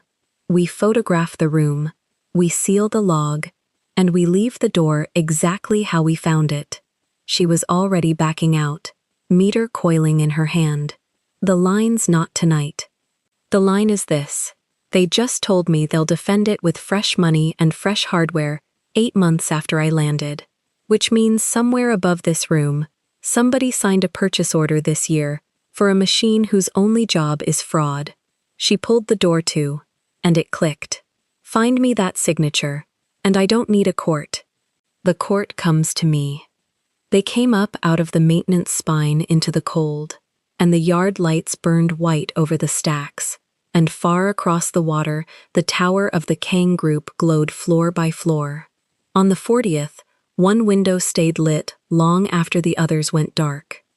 Leona looked up at it once, the single lit square, and did not wonder for very long who was standing in it. She pocketed the camera, zipped the seal on the memory card into the inside compartment, where the old certification printout had lived for 5 years, and turned for the gate. 28 days left, Park said. "I don't need 28. She kept walking. "I need whoever signed the order for that switchgear to find out I was in the room, before they can wipe the record. Send the sealed copy tonight. All 3 destinations." At the gate she stopped and looked back at the black bulk of the maintenance building, the room inside it that could burn 40 containers with a phone call, the room somebody had upgraded to hurt her better. "They built a switch to cook cargo on a timer," she said, "half to Park, half to the cold. Tomorrow I find the hand that flipped it, and the day after that, I find out whether the man who used to bring me noodles in that stall already knew the switch was there the whole time he was telling me to run away with him." The lit window on the 40th floor went dark. Leona watched the square of glass go black, and then she got in the car, and the seal on the card in her jacket pressed cold against her chest the whole way back. The wind hit the north gate before the rain did, and the loading cranes started to sway on their rails like something waking up angry. Leona was already on the apron when the first sheet came sideways off the water. 26 days left on the clock. She had come back to the yard at nightfall to pull the purchase order chain on the switchgear module, and the storm had beaten her to the punch. Sirens went up along the reefer rows. A voice on the port radio crackled about wind loads and lashing bridges, and then the voice cut out. Park Joon-ho jogged up with his collar turned against the water. "They're calling a full stop. 2 hours, maybe 3. He wiped his face. "Gantry 4 lost power. The whole East Bank's dark." Leona turned toward the reefer stacks. Row 7 through 11. The lines that mattered. "Dark how?" she said. "Grid drop. Automatic. Nothing on that bank is automatic." She was already walking. The rain came down in ropes. Leona crossed the yard with the meter in one hand, and her phone locked in the zippered pocket, and the wet concrete threw the sodium lights back up at her in long orange smears. Containers loomed on both sides, 40-foot walls stacked 6 high, and the wind moved between them in a low animal note that you felt in your teeth. She counted breaker cabinets as she passed, 2 lit, then 3 dark in a row, then the reefer bank, black as a mouth. She stopped at the head of row 9 and put her hand flat on the nearest cabinet. Cold, no hum. "Somebody killed it," she said. "This isn't the storm." Park caught up, breathing hard. "You can't prove that in this. I don't need this. I need the log." She snapped the meter onto the bus lugs. watched the needle sit dead at 0 where 60 cycles should have been singing. The storm's the cover. Somebody's cooking a row while nobody can see the temperature climb, and when the power comes back, the sensors say it was the weather. She pulled the leads. Get me the manual transfer. We're bringing this bank up off substation 4. Same bridge I built 5 years. She stopped herself, didn't finish it. Park was already moving. That was when Min Jae came out of the dark between the stacks. He had no umbrella and no radio, and his shirt was soaked flat to his chest, and he stood at the mouth of the row like a man who had run the whole length of the yard to get there. Water ran off his jaw. The tiger on his neck went dark and bright as the sodium light swung on its cable. Get off the apron, he said. The stacks aren't lashed. Then lash them. Leona. He stepped closer. The wind took the rest of it. I'm working, she said. She turned back to the cabinet. He put his hand on the cabinet door. Not on her, on the steel, next to her hand, close enough that she could feel the heat come off his arm through the cold. You'll get yourself killed, proving a point nobody's going to thank you for. I don't do it to get thanked. She looked up at him, rain in both their faces now, and the light swinging, and the crane groaning 40 feet overhead. Move your hand. He didn't move his hand. For 1 second, neither of them did anything at all. The storm did all of it. His head came down 1/2 inch, and hers came up, and the space between them went thin as a wire. She could see the water beating on his mouth. She could see the exact place under his collar where the ink disappeared, the same place her fingers used to find in a camera blind spot on a pier that felt like another life. His breath broke. Her hand came off the meter and rose, and for that second, she was not a billionaire who owned his family's debt. She was a woman in an apron who had believed a man in a black car. The crane screamed on its rail. She stepped back. The 1/2 inch became a foot, became the whole width of the row, and the wire snapped, and Leona pressed her wet back against the cold steel and breathed like she'd surfaced from underwater. Min Jae's hand stayed on the cabinet where her shoulder had been. He looked at his own hand like it belonged to somebody else. No, she said. Leona, you don't get that. Her voice came out level, which cost her something. You gave that up on the 41st floor. The rain kept coming. Park's boots slapped back up the row with the transfer key, and a second man behind him, and the moment shut like a door. They brought the reefer bank up off substation 4 in the dark, the 3 of them, hands and headlamps, and shouted numbers, and it took 40 minutes in the wind. Park held the light. The second man held the leads while Leona threw the transfer by hand, and the wet steel bit her palms and she didn't slow down. A gust came through the canyon of stacks and took the headlamp beam and threw it across her face, and she kept counting. 9s live, she called. Bring up 10. 10's fighting me. It's fighting because somebody set the interlock to fight. She reached past him and freed it with the heel of her hand. The relay dropped. The compressor coughed, caught, held. There, 11.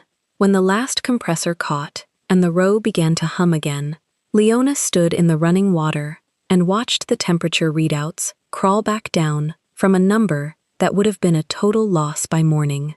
She watched them fall 1 degree, then another, and she understood in her body, not her head, that somebody had timed this to the storm on purpose. Somebody who knew the forecast. Somebody who knew which bank, which hour, which cover.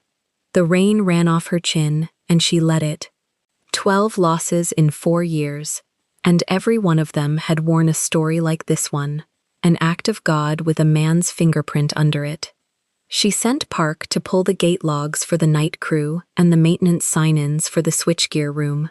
Then she made herself walk, alone, up the back stair of the terminal to get out of the wind, because if she stayed on the apron another minute, she was going to say something to Min Jae she couldn't take back. and she wanted the thing she said to him to be true, not just loud. He followed her up. Of course he did. The stairwell was dry and too quiet after the yard, and the storm turned to a dull roar against the glass. Leona stood at the landing window and watched the black water throw itself at the pier. Min-jae stopped 3 steps down. Neither of them was wet enough anymore to blame the rain for the way they were breathing. "I sent you the records," he said. She went still.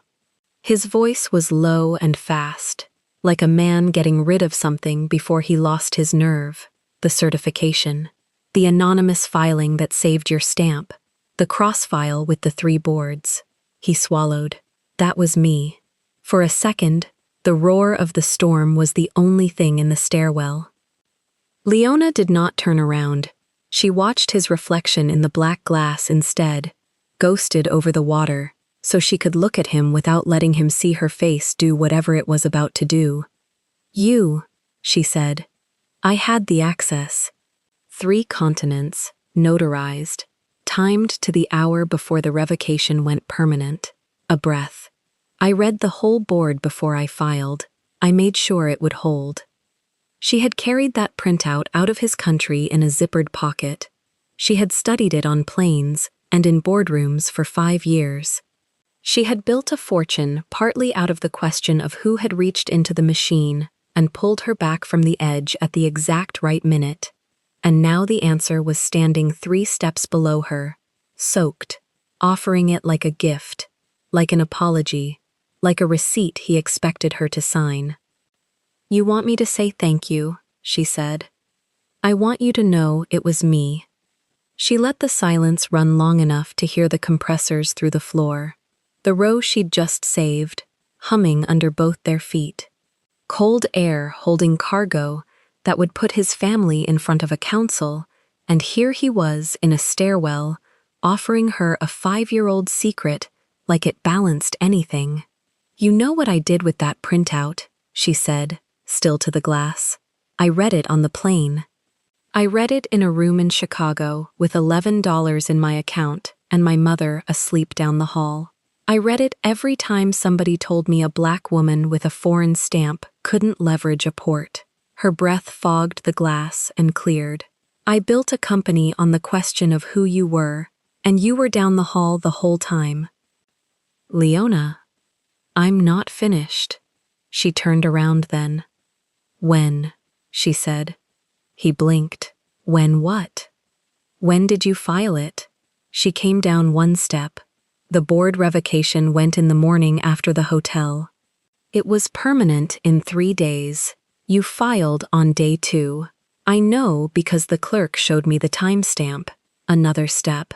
"So when did you know your father was going to contest my stamp?" Something crossed his face, and he tried to shut it down, and he wasn't fast enough. She had spent a year reading that face across a layman's stall. She read it now. "Say the day, Min-jae." "It doesn't. Say the day. Before." The word came out of him like a tooth. "I knew before. Before the hotel." "Yes.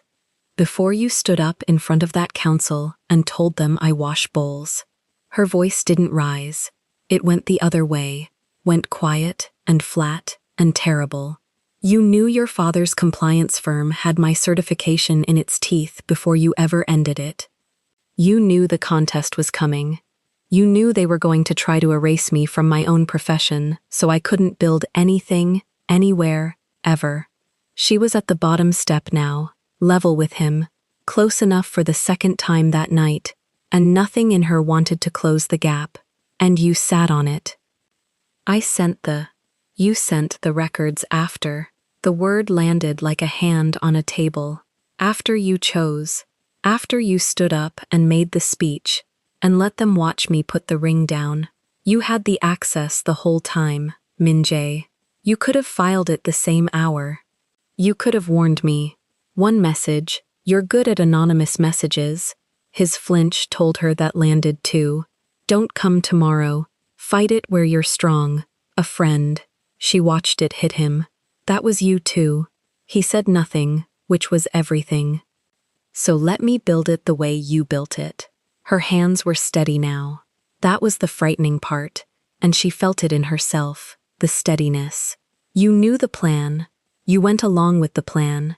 You did the humiliation in public because that's what the name needed. And then, only after the door was already shut on us, you snuck around behind your own father and cleaned up the one piece of the wreckage that would have followed you around. My stamp. The thing you'd feel guilty about at 3 a.m. She tilted her head. You didn't save me, Min-jae. You saved yourself from having to remember you drowned me. That's not... His jaw worked.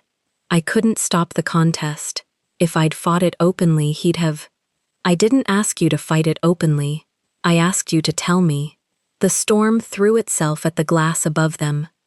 You let me stand in a burdened market with $11, thinking a stranger with 3 continents of board access reached out of nowhere to catch me. You let me not know for 5 years.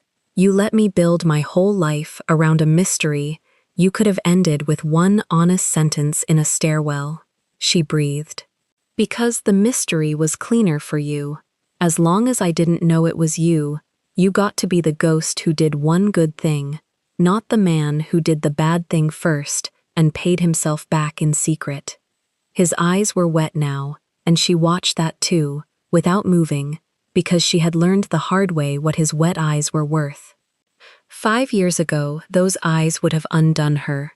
She catalogued that fact the way she catalogued a cereal plate, and she filed it, and she felt nothing move. You could have called, she said. Not the night of the council, the week before. You had a week, Min-jae. You knew the firm had filed. You sat across a layman's stall from me and let me argue about whether you were dressed right for noodles. And the whole time you knew your father was going to try to take my name. She shook her head once. You let me plan a dress. If I'd told you, you'd have run. And he'd have known I warned you. So you protected him. She said it flat. Even then, before the speech, before the ring, you were already choosing which one of us to keep in the dark, and you chose me. The compressors hummed. That's the answer to a question I never got to ask. You keep telling me you were trapped. You weren't trapped. You were sorting. And I came out on the bottom of the pile every single time you sorted. I loved you, he said. I know. She let it sit. That's what makes it worse. A man who didn't love me would have just let it burn. You loved me, and you did it anyway, and then you built yourself a back door so you could sleep. That's not less cruel than your father. That's more. Her voice finally cracked. One hairline fracture, and she let it. Because it was true, and she was done pretending it wasn't. Your father is honest about what he is. You spent 5 years being a hero in a story only you could read. The compressors hummed up through the floor. Somewhere below, the reefer bank she'd saved kept the cargo cold on cargo that would prove all of it. I can help you, Min-jae said. Low, fast again. Grabbing the switchgear order, the upgrade. I know whose signature. I'll find the signature myself. She stepped past him on the stair, and this time, she was the one who didn't touch him. Deliberately, her arm angled away from his soaked sleeve. You had 5 years to hand me a name. You handed me a stairwell confession the same night you tried to kiss me in a storm.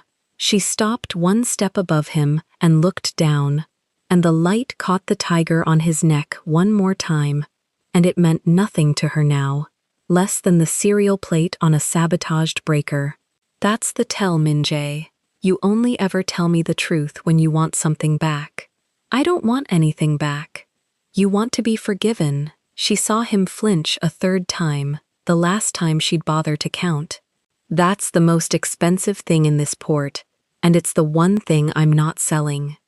She went up 2 steps and stopped, because she was Leona Hayes, and she never left a room without setting the next thing in motion. Here's what happens now, she said, not turning. You knew about the plan. You'll say so. When I put the fraud in front of your father's council, you're going to stand where everyone can see you and tell them what you knew and when you knew it. The contest, the timing, all of it. No anonymous filing. Your name, in the light, in front of the men you performed that speech for. She heard him breathe. You did the public humiliation for them once. You'll do the public honesty for me. That's the price. Not forgiveness, testimony. And if I do it, then you'll have done one thing in your life that cost you something in front of witnesses. She started up. That's between you and whatever you tell yourself at 3 in the morning. It's not between you and me. There's no more between you and me. You closed that on the 41st floor, and I finally believe you. She climbed out of the stairwell into the storm-lit corridor and did not look back down, and she made it around the corner and out of his sight before her hand came up to her mouth and stayed there for exactly 4 seconds. Her back found the wall. She let it hold her. Down in the yard, the crane still groaned and the rain still came, and somewhere a woman in an apron who had believed a black car finished dying, quietly, for the last time, and Leona let her go. Then she took her hand down. She unlocked the phone in the zippered pocket. She texted the offshore mirror to lock the night's telemetry. She texted Park, pull every maintenance sign-in for the switchgear room, cross with the storm crew roster, flag anyone who badged in during the outage. She texted her legal lead, prepare a subpoena hold on Hwarang compliance filings, dated the week of her original certification contest. She had a witness now, who'd put a date on the record whether he wanted to or not. Behind her, on the landing, Min-jae stood in the dark with the rain roaring on the glass and his own reflection where hers had been, and the certification he'd hidden for 5 years finally spent, worth nothing, the last card he'd been saving, turned over onto a table that had already been read. Leona walked to the executive window at the end of the hall. The whole south port lay under her, half of it dark, the reefer bank glowing green in the black like the one true thing in the storm. She had come back tonight for a purchase order and a signature. What she had walked out with was heavier, and it would not fit in a zippered pocket. She was leaving with the answer to the question that had run under 5 years of her life, and the answer was that the man who caught her had first let her fall, on purpose, and hidden the receipt. She pressed her palm flat to the cold glass over the dark water. "EJ Aljo," she said. "Now I know." The lights on the east bank came back up, one cabinet at a time, and every sensor that woke recorded the exact temperature of a roe somebody had tried to cook, and she had saved it, and it would testify, the way the man in the stairwell would testify, whether the truth cost them everything or not. The storm did not let up. She didn't wait for it to. Seo-rin got to the sealed room before Leona did, and that was the first mistake she made in the daylight. Park caught it on the badge log at 7 in the morning. A compliance credential 3 levels down had opened the unmarked steel door twice in the night, and both times a second sign-in trailed it by 90 seconds, the pearl brooch signature, the one that lived on the silver folder. Somebody had gone into the switchgear room to move a card, wipe a serial, pull a module. Leona read the log twice and set the tablet face down on the vault table. "She's cleaning," Park said. "She's slow," Leona said. "The card's already offshore. She's scrubbing a copy of a thing I mirrored the night I signed." By 9, the courier came anyway. A woman in a gray coat, no badge, an envelope with a wax seal that meant nothing except that somebody wanted it to look old. Inside, printouts, text threads between Leona and a shipping broker in Busan, dated across 4 years, arranging the exact reefer diversions the fraud had run. Her name at the top of every one, her cadence even, clipped, engineered, the way she actually wrote. Leona read the first page and laughed once, short, from the chest. "Neomu Pala," she said. "Too fast. She built me a paper trail overnight." Park went pale in a way that had nothing to do with the storm still dripping off his jacket. "That's forgery. That's you, running the scheme you're prosecuting. That's a story, Leona said. A good one, notarized looking. Time-stamped to sit under my feet the second I open my mouth at the vote. She flipped to the last page. A cover letter, ivory stock, the U House crest embossed dry. An offer. Withdraw the executive authority early. Sign the losses as legacy operational error. Accept a settlement, a number with a lot of zeros, and a seat on a foundation board with a Korean name that meant harmony. In exchange, the threads never surfaced, the certification never got questioned again, and everyone walked into the future clean. Leona set the letter beside the forged threads. 2 documents, same hand behind both. One was the bribe, one was the gun. Seo Rin had sent them in the same envelope, and that was the second mistake. She gave me the blackmail and the payoff, stapled together, Leona said, which means she knows the threads don't hold. You don't offer a bribe to cover something that's real. You offer it to cover something that breaks. Park exhaled. So we say no. We say no with math. The boardroom filled by afternoon, not the intimate one from day one, the big chamber, the one with the long lacquered table and the 2 rows of chairs against the wall for the men in navy who voted the family's weight. Kang Dae-sung took the head with the ceremonial cane hooked over the armrest, and the Hwarong ring turned inward on his hand. Seo Rin sat at his right, silver folder squared to the table edge, spine like a plumb line. Min Jae sat 3 seats down, on the son's side, and looked at no one. Leona came in 8 minutes late. She had done it once for theater.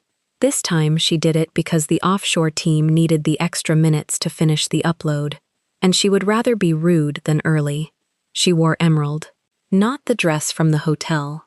A suit, hard-shouldered, the color she used to be told she didn't get to stand next to. She had turned the humiliation into a uniform. Nobody in the room caught it, except Min Jae, whose jaw moved once. Dae-sung opened his hand toward the empty chair at the foot. Leona stayed on her feet. The insurer of record has submitted materials, Seo Rin said, before Leona could speak. Smooth, rehearsed. She slid a folder to the center. Concerns about the origin of the reefer losses. Concerns that predate this company's involvement and point elsewhere. There it was, the forged threads, laid in front of the council as a first strike. Point the gun before the other side clears the holster. Leona let the folder sit. She did not touch it. Read the dates out loud, she said. Seo Rin's chin lifted a half degree. The dates speak for themselves. Then let them. Leona set her own tablet on the table and turned it. Because I have 3 sets of books, and only one of them was written by the person it accuses. She walked it forward like a floor she'd swept 1,000 times. Level 1. The physical fraud. The undersized breaker, 400 amps stamped on a line that peaked at 650, wired to hold instead of trip. The solder on the trip arm. The hidden switchgear room, off every diagram, the relay bank that fired any reefer row by timer or phone call. Photographs on the screen, serial by serial, the manufacture date glowing on the logic module. 8 months old. Installed after I bought the debt, Leona said. Somebody watched me come back and made the cooking machine better instead of switching it off. That's not a failure. That's a decision. And decisions have signatures. Level 2. The money. The 12 total loss claims across 4 years, all on the reefer rows, all settled in 9 days when an honest claim takes 90 to 120. All under one seal, the U private underwriting arm, not the group's general insurer. Everyone carrying the pearl brooch signature. The forklift man's 40 full crates logged as 31 spoiled and 9 empty. The gate tickets the foreman handed over, the real ones, the trucks leaving full at 3 in the morning with no paper. Cargo out the back, the empty box cooked, the claim paid on a manifest that lied. the difference going, every time, somewhere warm. Somewhere warm, Leona said, and put the last transfer chain on the screen. The shell contractor, the invoice with no electrician behind it. The money that curved through 3 accounts and landed in a holding company whose sole beneficial owner filed in a registry 2 continents away where nobody at this table thought a layman girl could read, was the U Private Trust. It came home, Leona said. It always came home to her. Seo-rin's hand moved to the silver folder and stopped. Level 3, the cover, the forged threads themselves. Leona put the courier's pages beside the metadata her offshore team had stripped from them overnight. Created yesterday, she said. Between 11 p.m. and 4 a.m., same window, her credential opened the sealed room. You can forge a conversation. You can't forge when the file was born. She let it hang. She sent me this to bury the claims. You bury what's real. And then she stapled a settlement to it, because she already knew it wouldn't hold. And that's the confession. Nobody pays to hide a lie they're comfortable defending. The men in Navy did not move. The room had gone to that specific silence that comes right before weight shifts. You have no signature on the 8-month module, Seo-rin said. Quiet now. The plumb line still holding, but the voice thinner. You have a purchase you cannot trace to a hand. Without that, this is a story about my paperwork and a great deal of theater. She was right. That was the one hole. The switchgear order, the upgrade installed after Leona came home, had no name on it Leona could nail down. Seo-rin had built her whole last stand on the one door Park hadn't gotten open. Leona knew it.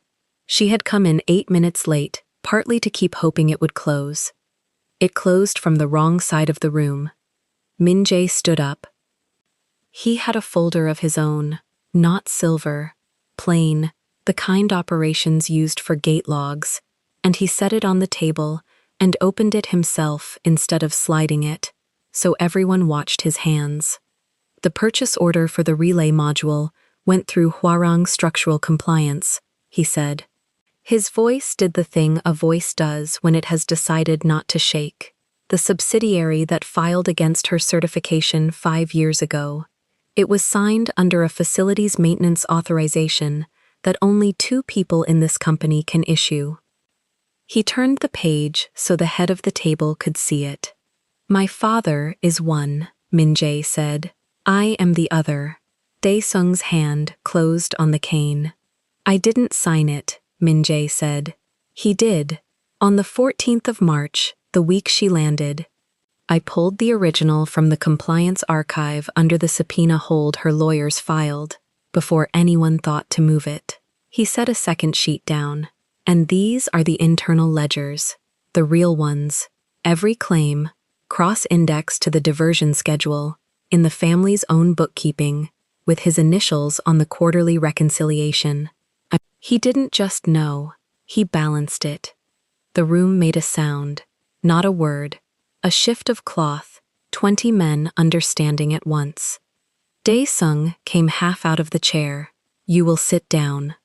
I've been sitting down for 5 years, Min-jae said, and did not. Leona watched the son hand the counsel the knife that opened his own father, and she felt nothing clean about it. She had asked for testimony, not forgiveness, and this was the testimony arriving exactly as demanded, with his name on it, in the light, at the cost of the only inheritance he had.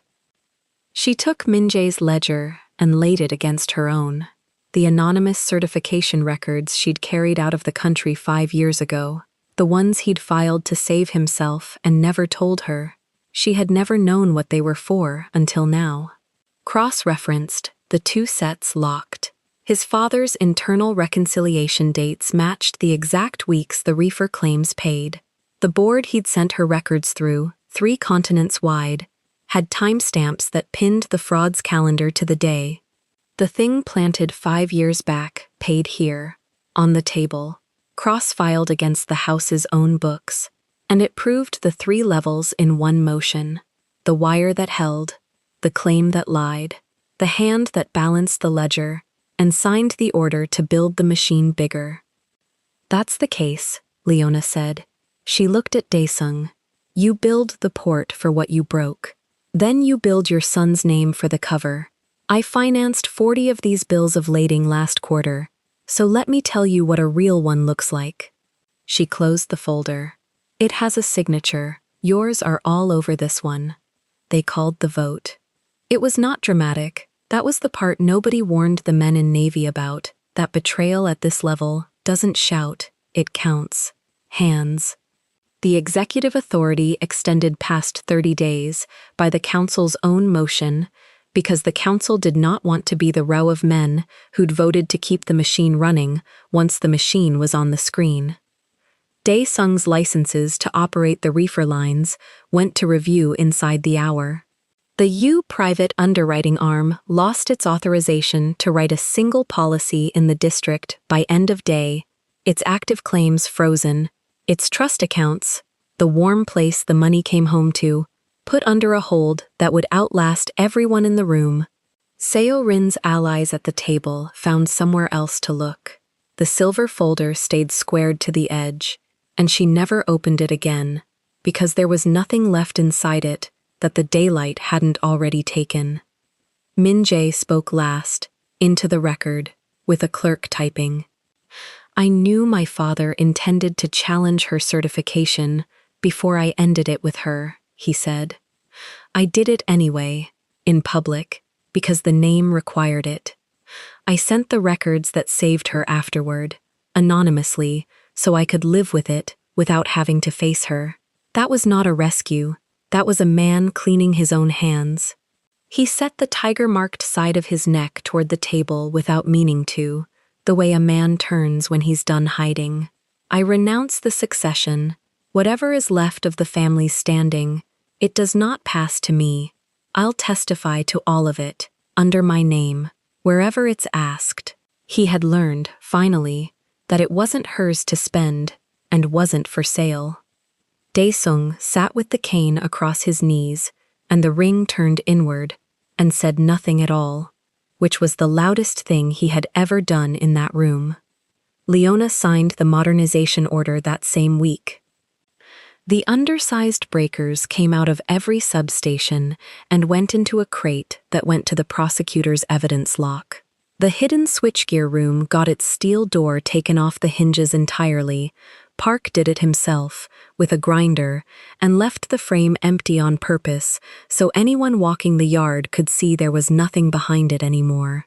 New relays, rated honest, wired to trip when a line spiked instead of holding while it cooked. The reefer rows ran cold and logged their own temperatures to a server Seo Rin's people no longer had a credential to touch. The east row of the market came off the demolition schedule.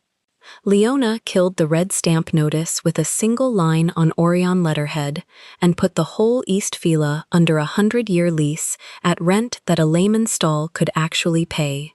The forklift man, who'd lost a week's wages, got it back, plus the 4 years the report had lied about, plus a job on the audit crew.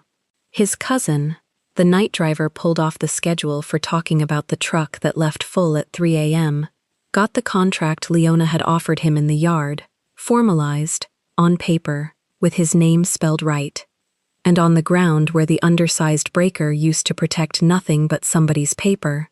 Orion broke ground on a training center. Structural systems, electrical certification, free to anyone in the port who worked the floor and wanted the stamp. Leona had needed a diploma and a whole ocean to earn. She named it nothing. She refused to put her name on the building. Put the certification boards on the wall, she told Park. 3 continents. Let them see how far a stamp travels. Sun Hee was frying something when Leona came back to the corner. The stall was still there.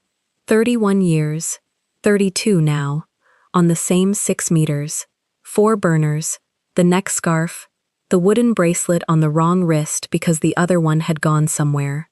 The dark green apron. The recipe notebook was not on its shelf, and Sun-hee's eyes went to Leona's hands before they went to her face, checking, the way you check whether a thing you lent came home. Leona set the notebook on the counter. The wooden bracelet was still wound around it, exactly the way it had been handed to her 5 years and an ocean ago. She had carried it through a country that took everything else.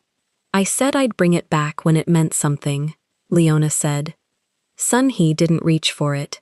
She looked at the emerald suit and the crew laying cable across the yard behind, and the empty steel doorframe you could see from the corner if you knew where to look.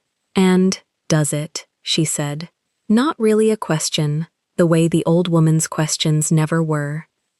The East Row is yours for 100 years, Leona said. Nobody with a red stamp is coming for the corner. I checked the map. I own the map now. The old woman turned the burner down. She picked up the notebook, unwound the bracelet, and pushed the notebook back across the counter toward Leona, but kept the bracelet in her fist. The recipes stay with the girl who fixes the burner, Sun-hee said. The bracelet comes back when you sit down and eat, instead of standing at my counter like a customer who's leaving. So Leona sat on the same stool she'd sat on with $11 in the apron pocket and a diploma nobody at the port would honor. Sun-hee put a bowl down in front of her, the broth from the burner she'd rebuilt for free the night this whole thing started, and stood back to watch her eat it, arms crossed, bracelet still in her hand. Min-jae came to the corner near closing. He stood at the edge of the light, where the stall's warmth stopped, and he didn't sit, and he didn't ask to. He had a bag over his shoulder that looked like a man carrying everything he still owned, which was less than it used to be, by an entire dynasty. I resigned everything, he said. I'm testifying Thursday. I came to tell you not to. He stopped. He'd run out of the old currency. I don't want anything back. Leona set down the spoon. I know, she said. That's the first true thing you've said standing up. She did not tell him it was fine. It wasn't, and it wouldn't be Thursday, and it might not be for a long stretch of Thursdays. She had let the woman in the emerald dress who believed in the black car die on a stairwell in a storm, and she was not going to dig her up to make a man feel warm at the edge of a stall. But she moved the second bowl an inch. Not a seat, not forgiveness. An inch of counter in the light, where he'd have to stand in front of Sun-hee and the whole corner to take it. You eat standing up, she said. Same as the night you came in overdressed for noodles. Sun-hee charges cash. Sun-hee snorted. She ladled a second bowl without being asked and set it hard on the counter, and the wooden bracelet finally went back around Leona's wrist while the steam came up between all three of them. The old woman who'd held the corner, the girl who'd owned the map, and the man who'd traded a name for the truth and gotten to stand at the edge of the light to say it. Outside, the reefer rose ran cold, and every sensor that was awake wrote down the honest temperature of a thing nobody was ever going to cook again. Leona ate. The broth was exactly the way she'd fixed the burner to make it. Nobody said anything else for a while, and for once, the silence wasn't the kind that came before the weight shifted. It was just the corner, holding 32 years and counting. If this story moved you, stop for a moment and reflect. Tell me, K-fam, have you ever poured your whole heart into someone who let a room full of strangers watch him throw you away? And when the anonymous truth finally surfaced, would you have found the grace Leona did, or would you have made them beg first? Mark my words, K-fam, silence remembers everything. Tell us your experiences and feelings in the comments. We read them all. And if you believe in stories about karma, betrayal, and redemption, leave a like, be sure to subscribe to the channel, and click join to become a part of our community and help the channel.